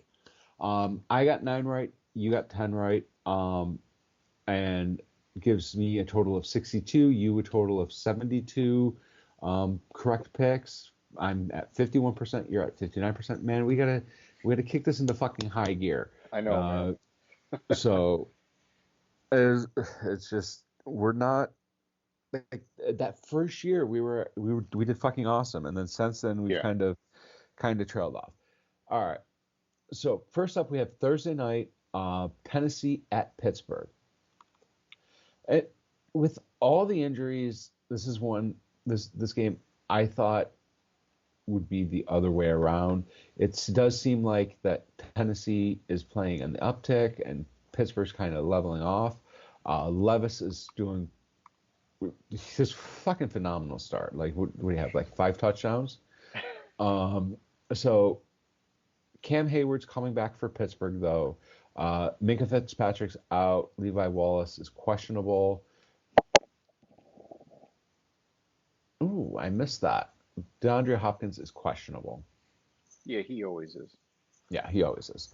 So anyways, my model has it as a low-scoring game at 17-12 Pittsburgh. And this week I chose not to override things on my model, and my model picked some crazy picks coming up. Okay. Which off the rep, I see 4. Gotcha. Crazy picks on my model, but I didn't override any of them. I have concerns with Pittsburgh because they're playing really inconsistent, but it's in every other. So like they play one week good, next week they play like shit. So they played like shit this past week, so I'm assuming that they're gonna play good this week. Bounce Uh, back. and so I'm gonna go with Pittsburgh. Yeah, I got you, man. I'm taking Pittsburgh also. I like that it's a home game for them. Tennessee, I do like the spark that Levis has given them, but Pittsburgh just seems like a better team at this stage. I think Tennessee, if you get more of that out of Levis, I could have more faith in them because they still got Derrick Henry, they got DeAndre Hopkins, but they're missing so much talent in Tennessee. Pittsburgh still has guys. They've just been banged up, and the offense has been really kind of slugging them down. But either way, I give Pittsburgh the edge here, man. All right. And we have at Frankfurt Stadium in Frankfurt, Germany, which I don't know why the fuck the NFL scheduled this game for there. We talked about it when the schedule released. It's Tyreek Hill's return to Kansas City has been changed to Frankfurt instead of letting him come back to Kansas City. We have the Miami Dolphins at Kansas City's the home game. Our home team in the game at Kansas City. I have concerns with both these teams this year. I have more concerns with Miami's defense, and if Mahomes is healthy, I think he can pick apart the defense. But Miami's defense played like shit. Kansas City all around has played like shit. I think they've had one game where they scored 30 points in it this year, maybe two. Thinking about it, yep, two. They scored 41 against the Bears and 31 against the Chargers. Everything else, well, I guess 24-27. But this is not the high-powered Kansas City offense that we've seen. They don't have a wide receiver. But how Miami's defense is playing, their hole is they have a big hole in the secondary, and I think you and I could have a 200 yards receiving against them. Let's do it. That's how bad the secondary is, especially with Mahomes at quarterback. My model has it as a 12-point victory by Kansas City, and currently I'm going to go with Kansas City in the game. I think it's the perfect game for that offense to look like we thought they were going to be coming into the game or coming into the year, but haven't. So yeah, you had Miami, but you're taking the Chiefs. No, Okay. that was an error on what I had sent you. No, that's cool. I just want to make sure I update the sheet. That's all. Yeah, because when I looked at it, looked at it, I was like, why do I have or Miami pick there? I have it. My model has Kansas City winning. But... yeah, I got you. I'm taking Kansas City. I like the firepower on offense we've seen with Miami, but I think the Chiefs are the more complete team. They have the more seasoned, savvy coach quarterback combo, and then we talked about the competition with Miami being a factor, and so this is going to give me a really good idea of what to do with Miami in my power rankings for next week. Mm-hmm. And so, but I'm giving the Chiefs the edge, even though I've actually got Miami higher in my power rankings. It's just how things go sometimes. Yeah, it's sometimes like I had Baltimore number one, and I think I picked them to lose last week. So yeah, it happens, man. It happens. It happens. Which it was a closer game than you thought. I Oh yeah, no, I know it was close. Yeah. All right. Next up, we have Minnesota at Atlanta. I was all set to pick Minnesota for this game. Yeah. A week ago. Like this was like Minnesota was going to be my fucking survivor pick this week. Cousins hurt his Achilles. I don't know who the fuck Jalen. What was his fucking name? Jaron Hall. I almost said Jaron Allen. I don't know who the fuck he is. Let me see. He played. For those that want to know who he is, he played at. Of course, it doesn't. It doesn't say where he played. He played at BYU. So, anyways, he was a fifth round pick. I don't know who he is. I don't know what to make of him. You do have that. Well, maybe Atlanta doesn't know who he is or what to make of him, and that surprise. But I think Heineke is a safe quarterback, Yeah. and it's not Ritter. If it was Ritter playing, I may consider overriding it. My model has it super fucking close. It's like a half a point spread between the two on my model, but Okay. it favors Atlanta a little bit. And because I don't know what to make of Jaron Hall. Why do I keep wanting to call him Jared Jaron Allen, Allen? the old defensive end for the There, that's Vikings. why. Thank you. I was like, why do I keep wanting to call him Jared Allen? Yeah, they'd love to get him back. Yeah, I don't know what to make of him, so I can't override. Even though it's super close, I'm gonna go with Atlanta in the game hesitantly. Yeah. No, it's tough, man. I would have had Minnesota as the pick, but yeah, with Cousins being out, the model swings the other way. And it when I look at my heat map without Cousins, it is actually entirely green for Atlanta, which is maybe the only time this year Atlanta will be fully green against anybody. And so, Uh, yeah, I'm taking the Falcons, but I still got it as a close game too. Cool. Next up, we have Seattle at Baltimore. Seattle, I think I would consider overriding my model if this game was played in Seattle. If you're not used to playing the Seahawks in Seattle, it's a very tough environment to go into and Yeah. play. Since the game is in Baltimore, also my model has it as a close game. The home field isn't, but since the game is in Baltimore, I'm not going to override my model. I have it as like a field goal game.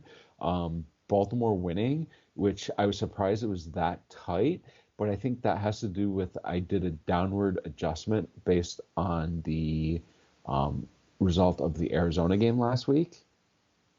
And yeah, they won, but it was closer than it should have been. But I'm on Baltimore. I got you.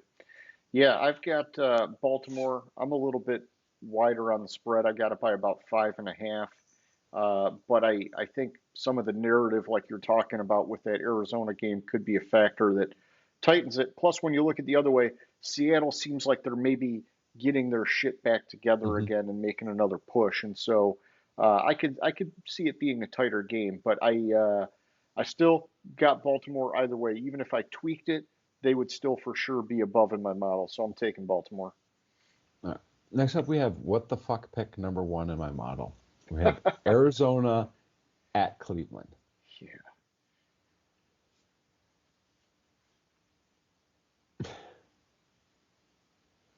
Everything I'm reading about this game, everything is like fucking ESPN.com for the Eliminator Challenge suggestion. This was like their top pick this week for one of their top picks. I think it was their top three to pick as the winner as your survivor pick this week, Cleveland. So I'm like, cool. I don't even have to look at my model. I look at my model. Not only, and this might be because I'm gonna have to come back to this once we find out, and it might be because my model has an uptick at quarterback slightly because of the possibility that Kyler Murray's playing. Yeah, I know it's an uptick slightly, but who would play instead of Kyler Murray? Is it Hoyer? No, Hoyer's For with somebody Arizona, else. no, I forget who, but um, It's if if Kyler can't go, it will be Clayton Tune. there we go. Um, is that a real person? Like seriously, this is another fifth round pick. This will be his. Oh, it won't be his first game action. It, he's played in a game. He is. Hey, he has 100% completion percentage. There you go. He's 1 for 1 for 4 yards. I don't know who the fuck this guy is. That's why it has an uptick for the possibility of Kyler playing.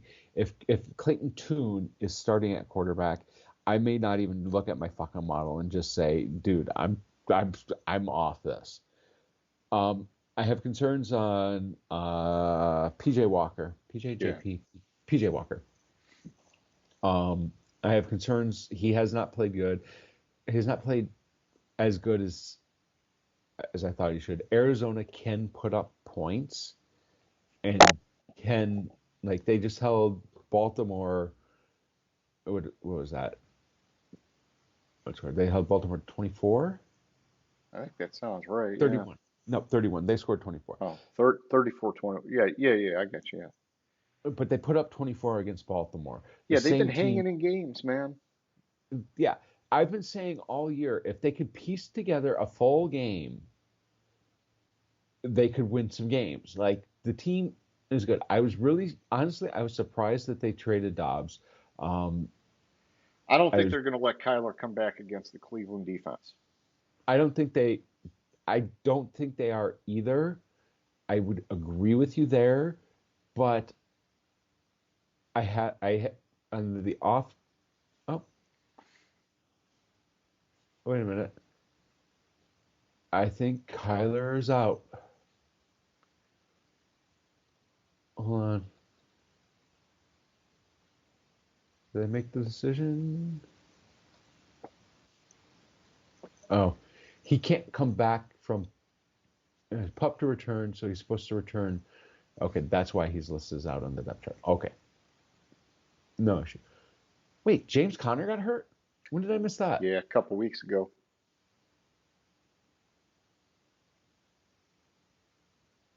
Oh.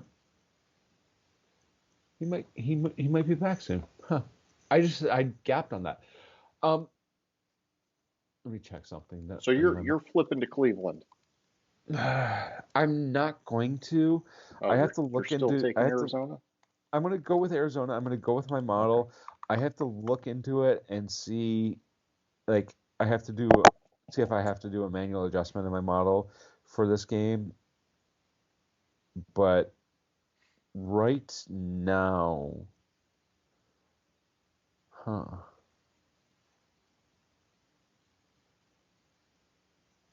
that's just weird. Yeah, this is a what the fuck pick, but I'm going to go with Arizona. Okay. Well, I'm taking Cleveland. I don't like the quarterback situation for either of these teams, but I love the way Cleveland's defense has been playing. I do see it being a little bit unpredictable just because Arizona has hung in there in games. But my heat maps almost all green for Cleveland, and man, their defense has just been banging. So I got to take the Browns, man. All right. Next up, we have what the fuck pick number 2. The Los Angeles Rams at the Green Bay Packers. And I dove into this pick a little bit and found that the reasoning for why my model is picking this way, and I'm not going to override it. Okay. I didn't say that, but so it had to do with Matthew Stafford's record in Green Bay. Yeah, he's got a thumb injury too.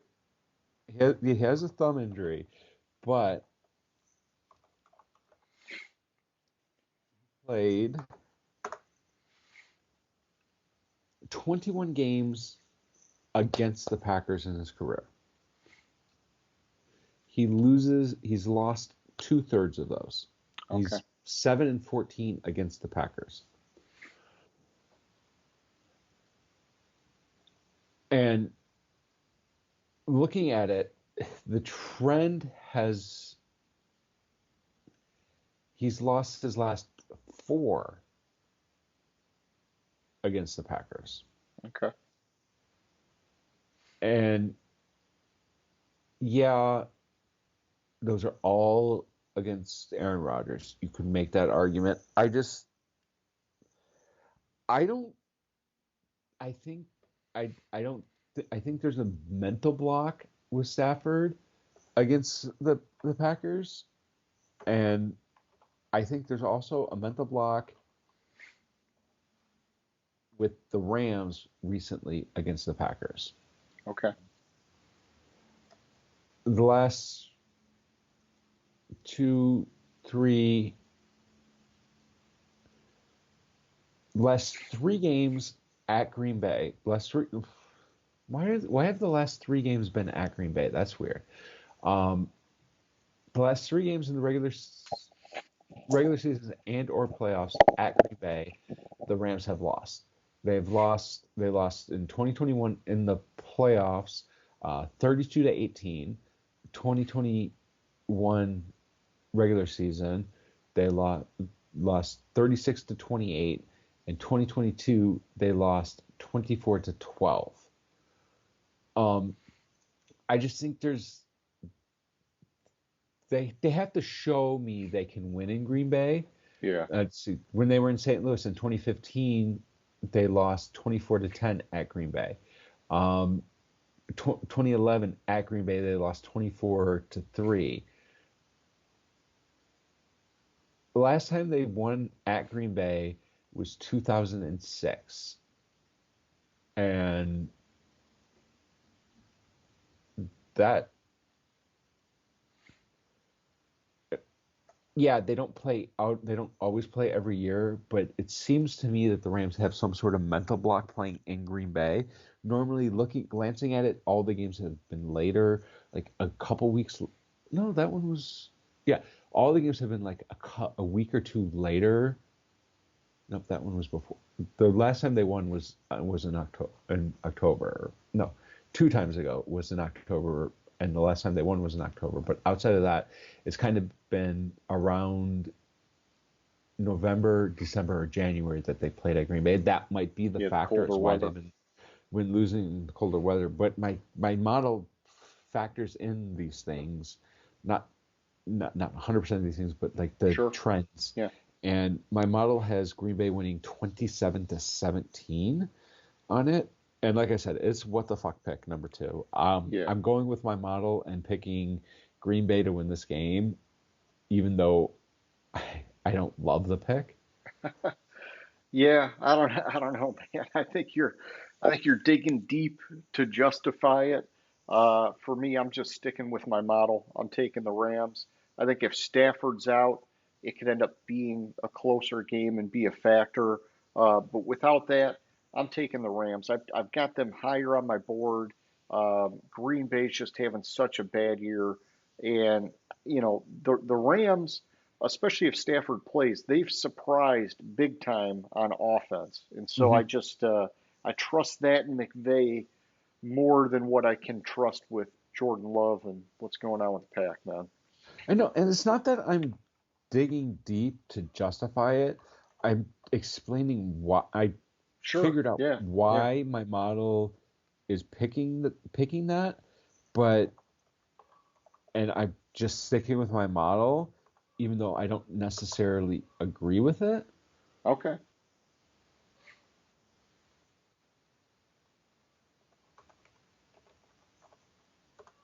Next up, we have the Tampa Bay Buccaneers at the Houston Texans. This is not what the fuck pick number 3. I have no faith in Tampa Bay. I have no faith in Baker Mayfield. I have no faith in that team whatsoever. Houston is on the uptick. It's in Houston. I want to see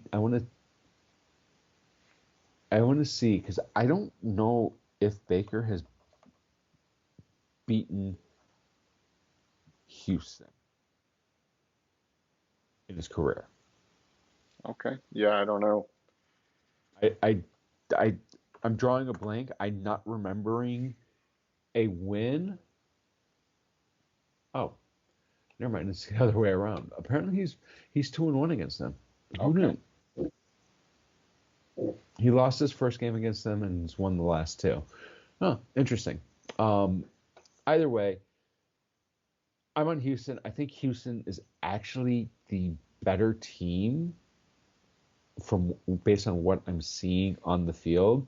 Even though Houston lost to Carolina this past week, I think the trajectory of the teams is Houston's on the up and Tampa Bay's on the down decline.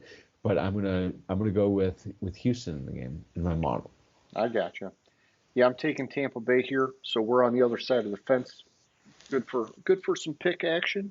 I got it as a close game. I've actually got it within 1 point. I got it at .96 to be precise. But the heat map is mostly green for Tampa Bay, and I think Tampa Bay is a much better team than Carolina. Carolina did just get that win over Houston. Um, I know that it's kind of hard to make that comparison. It's apples and oranges, but either way, I'm taking Tampa Bay, man. All right. Next up, we have the Commanders at the Patriots. Prior to the fire sale in Washington, my instinct would have been the Commanders would win this game. This is one of those instances where, thinking about it after the trade deadline stuff, my model picks how I thought my instinct would say it was going to pick, and even though I don't believe in them at all, I have New England winning the game in my model. These are two teams that are going nowhere, and they're going nowhere pretty fast. So I think Washington needs to get rid of Rivera and start over at coach there. They need a quarterback. I'm disappointed in how, even though he had a good game this past week. I think it was this past week, because I believe if I would have started him at quarterback over Burrow, I would have had the high points in our league. Oh, jeez.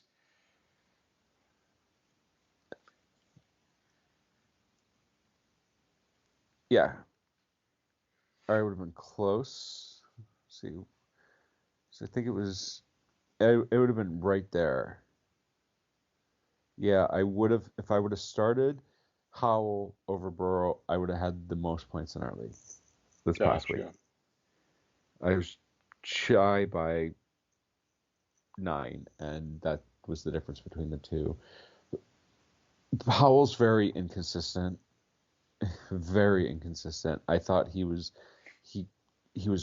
further along than he is actually, and it's play against defense. I'm on New England. I'm disappointed in Howell's season. Yeah. I thought it would be much better. He did have a phenomenal game in the loss against Philly. He did have a phenomenal game against Chicago, and he had both games against Philly, against Denver, against Chicago, and against Atlanta. I gotcha. Fantasy wise, had good games. All those teams are in the top 10 easiest, or give up the top 10 most points to fantasy quarterbacks in this season. And he had bad game. New England's in the middle, and he had anything below 10. He's had terrible games against. So I don't have any faith in him. I'm on Patriots. I gotcha. Yeah, I've got the Patriots winning this one by 3, which is fairly close, but I actually finally smoked some of my ratings for New England and brought them back to reality in my model. But still, it has them above Washington. The teams are zigzagging on the heat map. They're trading positions back and forth all the way down. But I'm taking the Patriots here, man. All right, next up. Man, there's some crap games this week. We have the Chicago Bears at the New Orleans Saints. There's not much analysis to do on this game. Both teams suck. New Orleans slightly better. My model has New Orleans winning by 4 points. Oh man, we're like spot on there. I got New Orleans by 3.96. And yeah, two bad teams, but yeah, I mean, I guess it's weird because offensively, my heat map is favoring the Bears, which I would have thought it would have been the other way, but I guess that just goes to show New Orleans has been underwhelming, and I've probably pushed them down maybe a little too far, to be honest, if they're lower than Chicago offensively. But I still like New Orleans defense a lot more than I like Chicago's defense, and so I'm good giving the edge to the Saints, man. Okay. Next is if Richardson was playing, I'd be all over this game. Yeah, it'd be real cool if he was. Yeah. Yeah. We have the Colts at the Panthers. Again, I'm going with my model on this. It's Minshew. Minshew has more experience. If Richardson was playing, I might pull Bryce Young was drafted ahead of Richardson, and that'd be crazy that the top 3 quarterbacks in this past year's draft in their rookie season would have all played each other because Colts play Houston. Yeah. Houston played Carolina, and it'd been great if Richardson wasn't out for the season. I kind of think that the win for Carolina last week was flukish, and when we went over the power rankings, I dropped them. Yeah. It was a last-second field goal, and they celebrated like they just won the fucking Super Bowl. Like, come on, you won a game. Jesus Christ, calm down. I'm on Indy. I think that win is like Carolina. Like, oh, we finally won a game, and they're gonna go back to fucking their losing ways. Yeah, they're not going undefeated from here. So, no, I'm taking Indy. Indy has shown way more signs of life this season, even without Richardson. In recent weeks, you just look at how productive their running game has been. I've got way more faith in Indianapolis, man. I'm taking them. We have the Giants at the Raiders.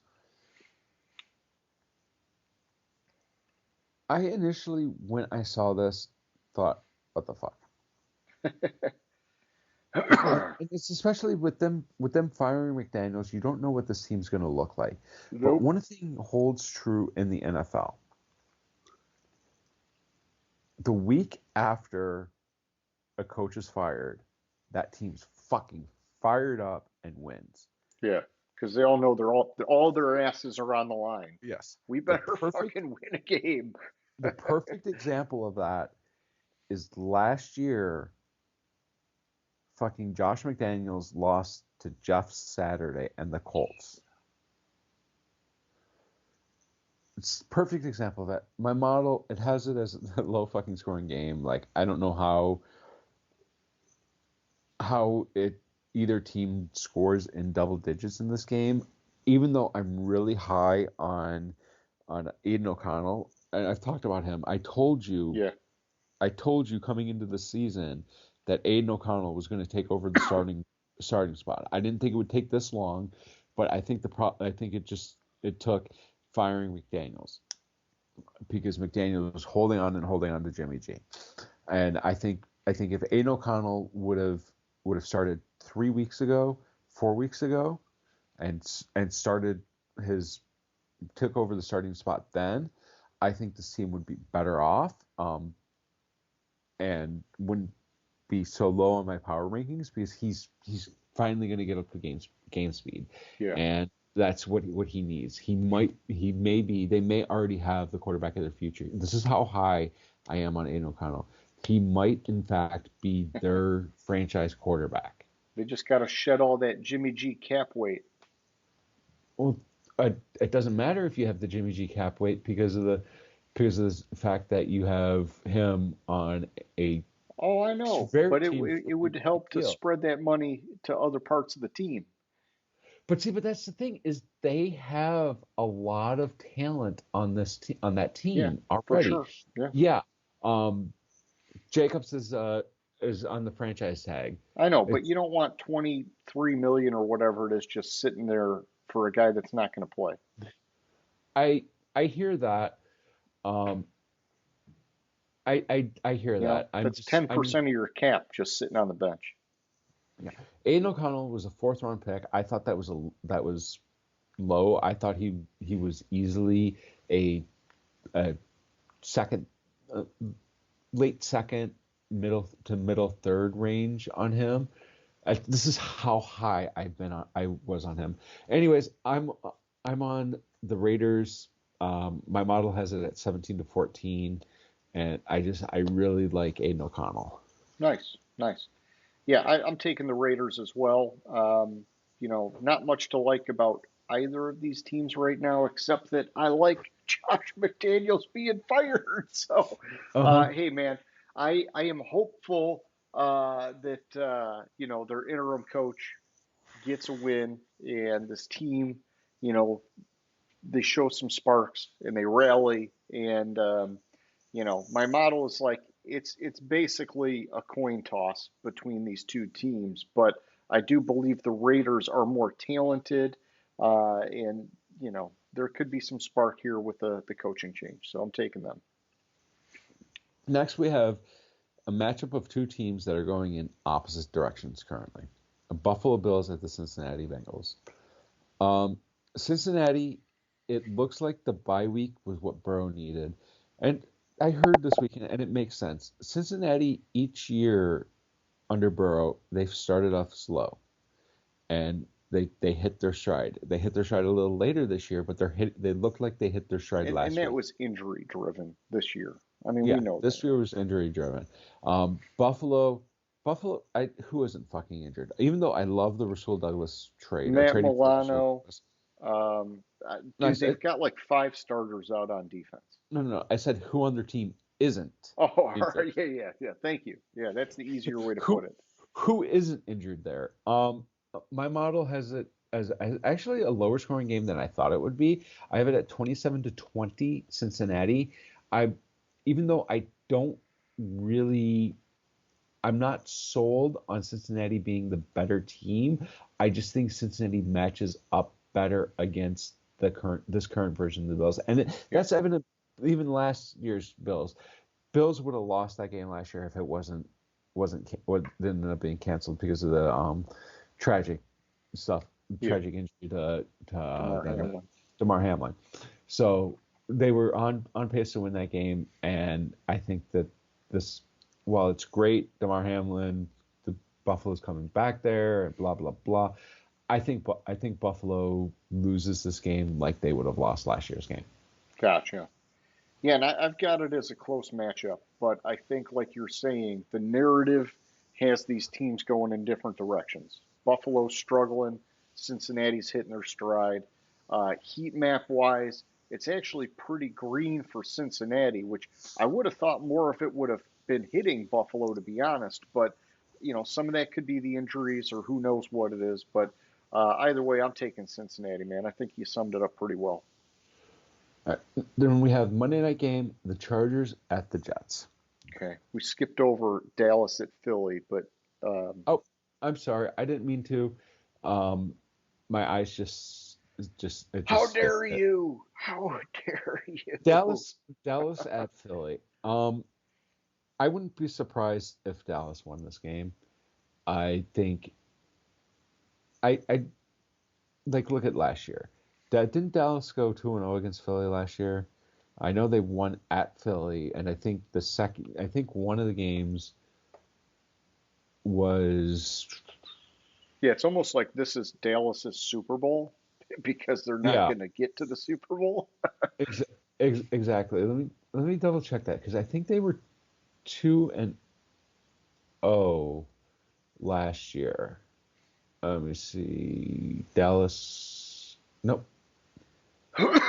Home Philly won, at Dallas won. So they split, Okay. which that makes more sense. That makes sense. It was weeks right around this time last year they played at Philly.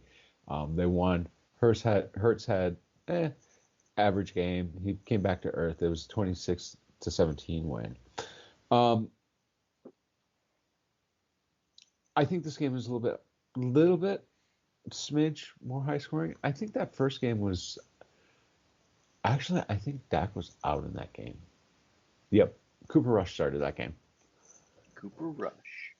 So I think this is a little bit higher scoring than last year's game at Philly. Uh, I think it's hard for me to pick against Philly, but it's hard for me to pick against Philly, and it's even harder for me to pick Dallas. I don't like either.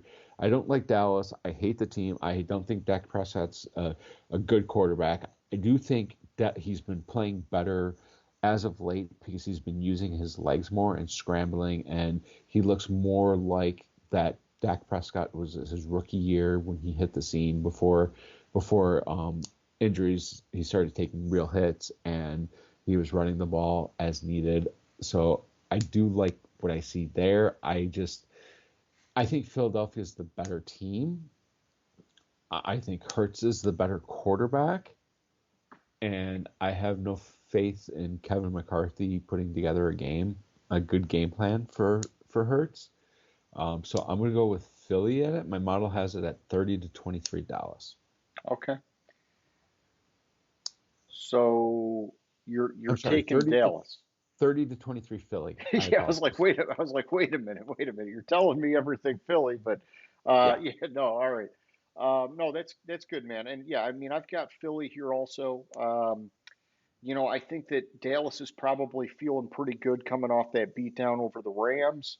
And Philly, as inconsistent as they've been this year, I think that the more the season goes on, the more it's going to come together for them because all the pieces are there. They're just adjusting to some new coordinators and some new things going on.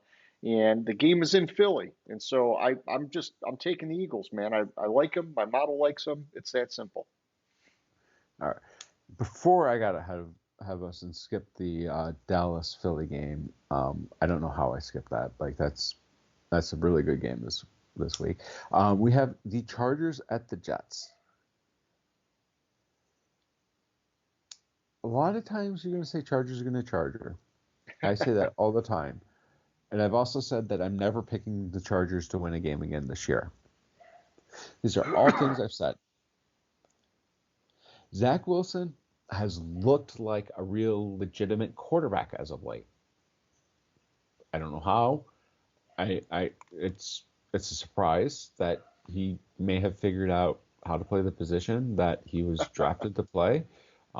You would think he would figure that out before he was drafted. But look, it's Justin Herbert. I have faith in Justin Herbert. I don't have faith in. Yeah. I think Saleh is the better coach. I don't have faith.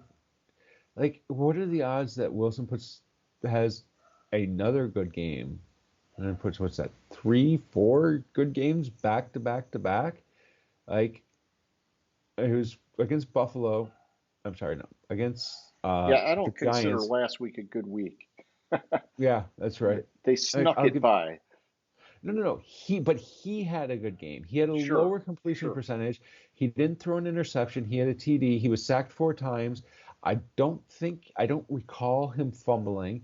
He hasn't thrown an interception since he threw one against Denver in week, you would see 6. Is Okay.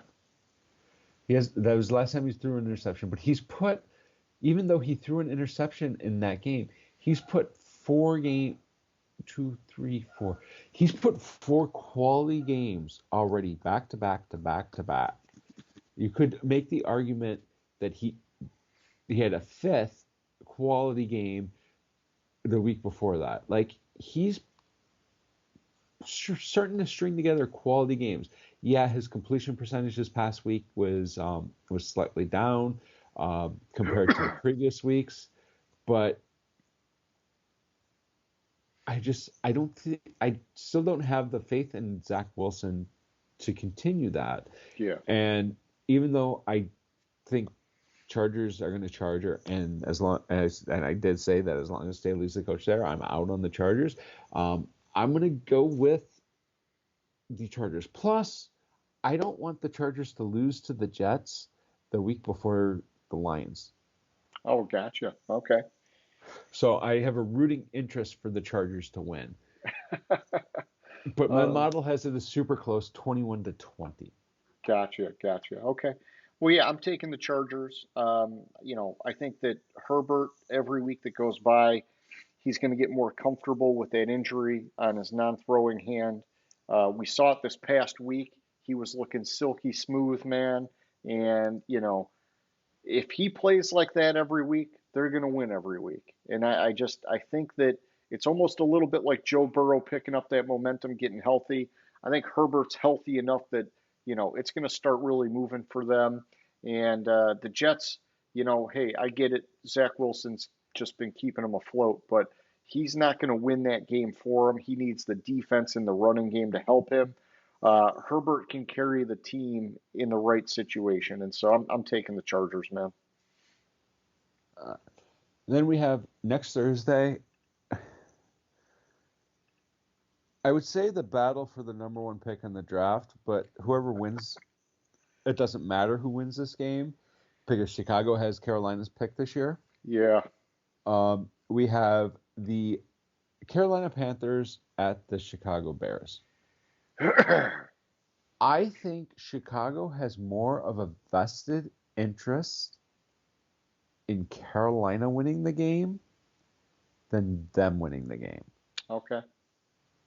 Because Chicago doesn't want to get that third win. Okay. If they get that third win, it's more of an uphill battle to be the first team ever to have the number one and number two pick in the draft.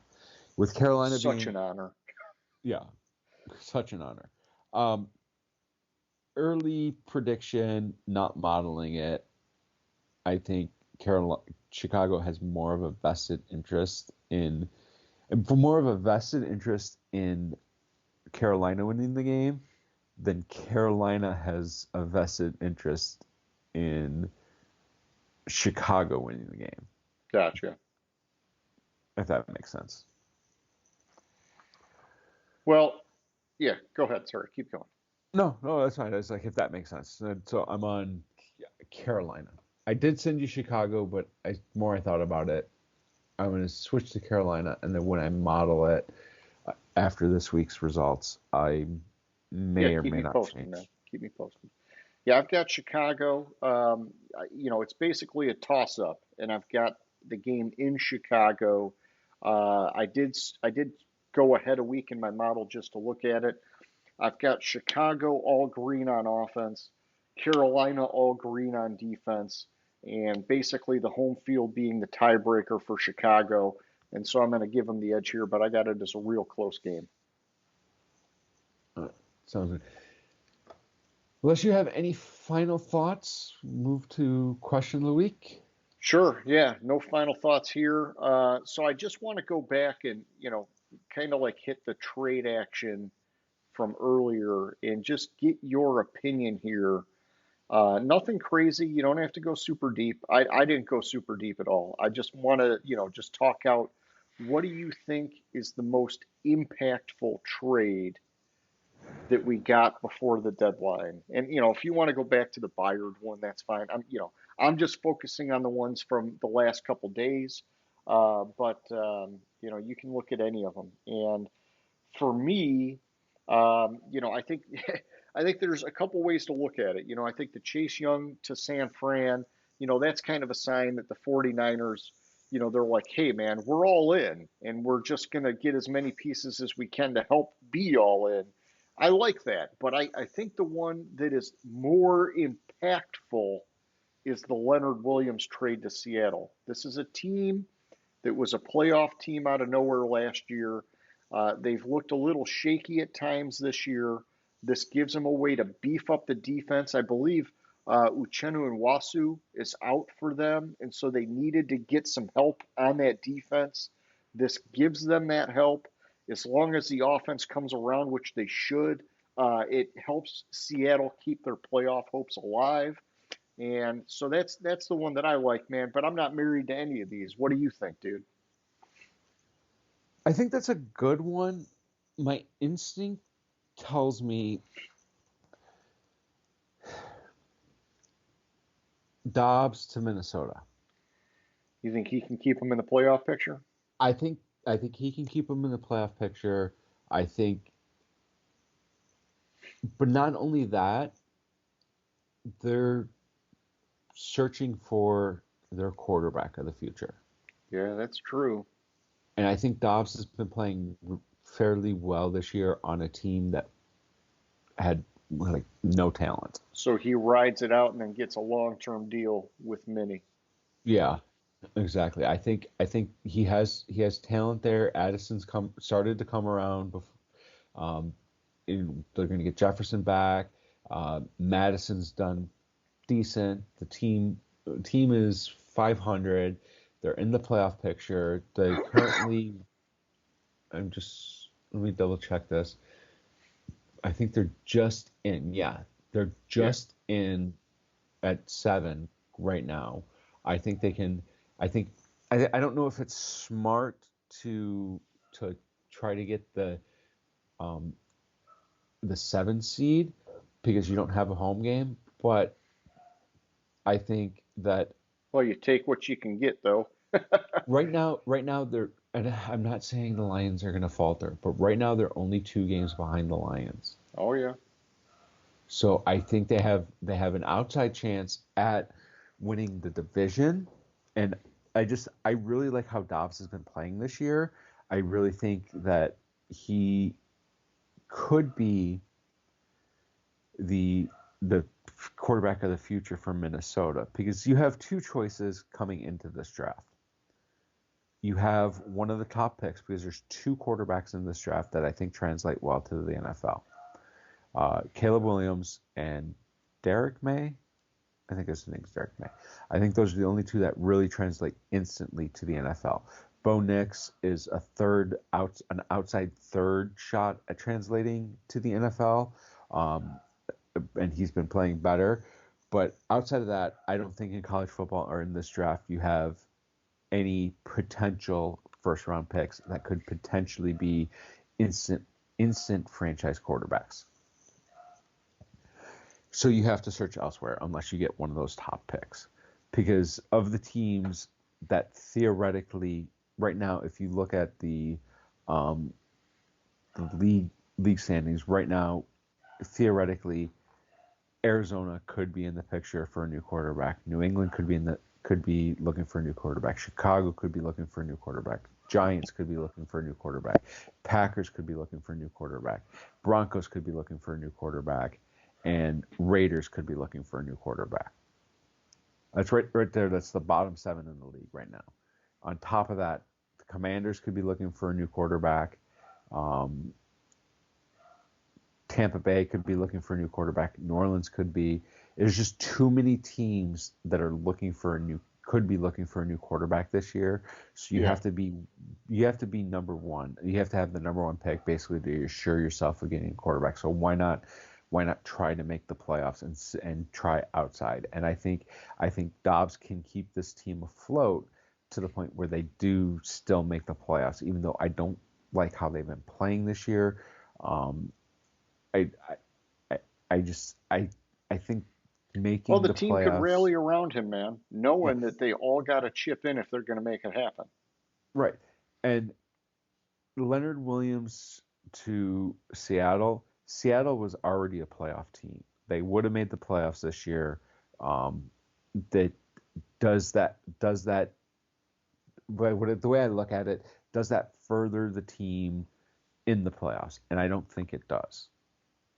I think Seattle loses first round of the playoffs, but they make the playoffs this year. Uh, and the other one that was an option was Chase Young to San Francisco.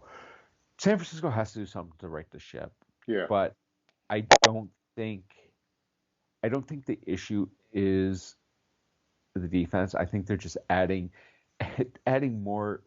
I hate to say Chase Young is a depth piece, but the way he's playing, been playing this year, he's a depth piece. He doesn't make an instant impact there. Even though Vegas, with the trade, increased or tightened the odds, like made them more of a favorite to win the Super Bowl this year, or not more of a favorite to not win the Super Bowl, to win the NFC Championship this year. Sure. I don't think it's as impactful as possibly finding your franchise quarterback.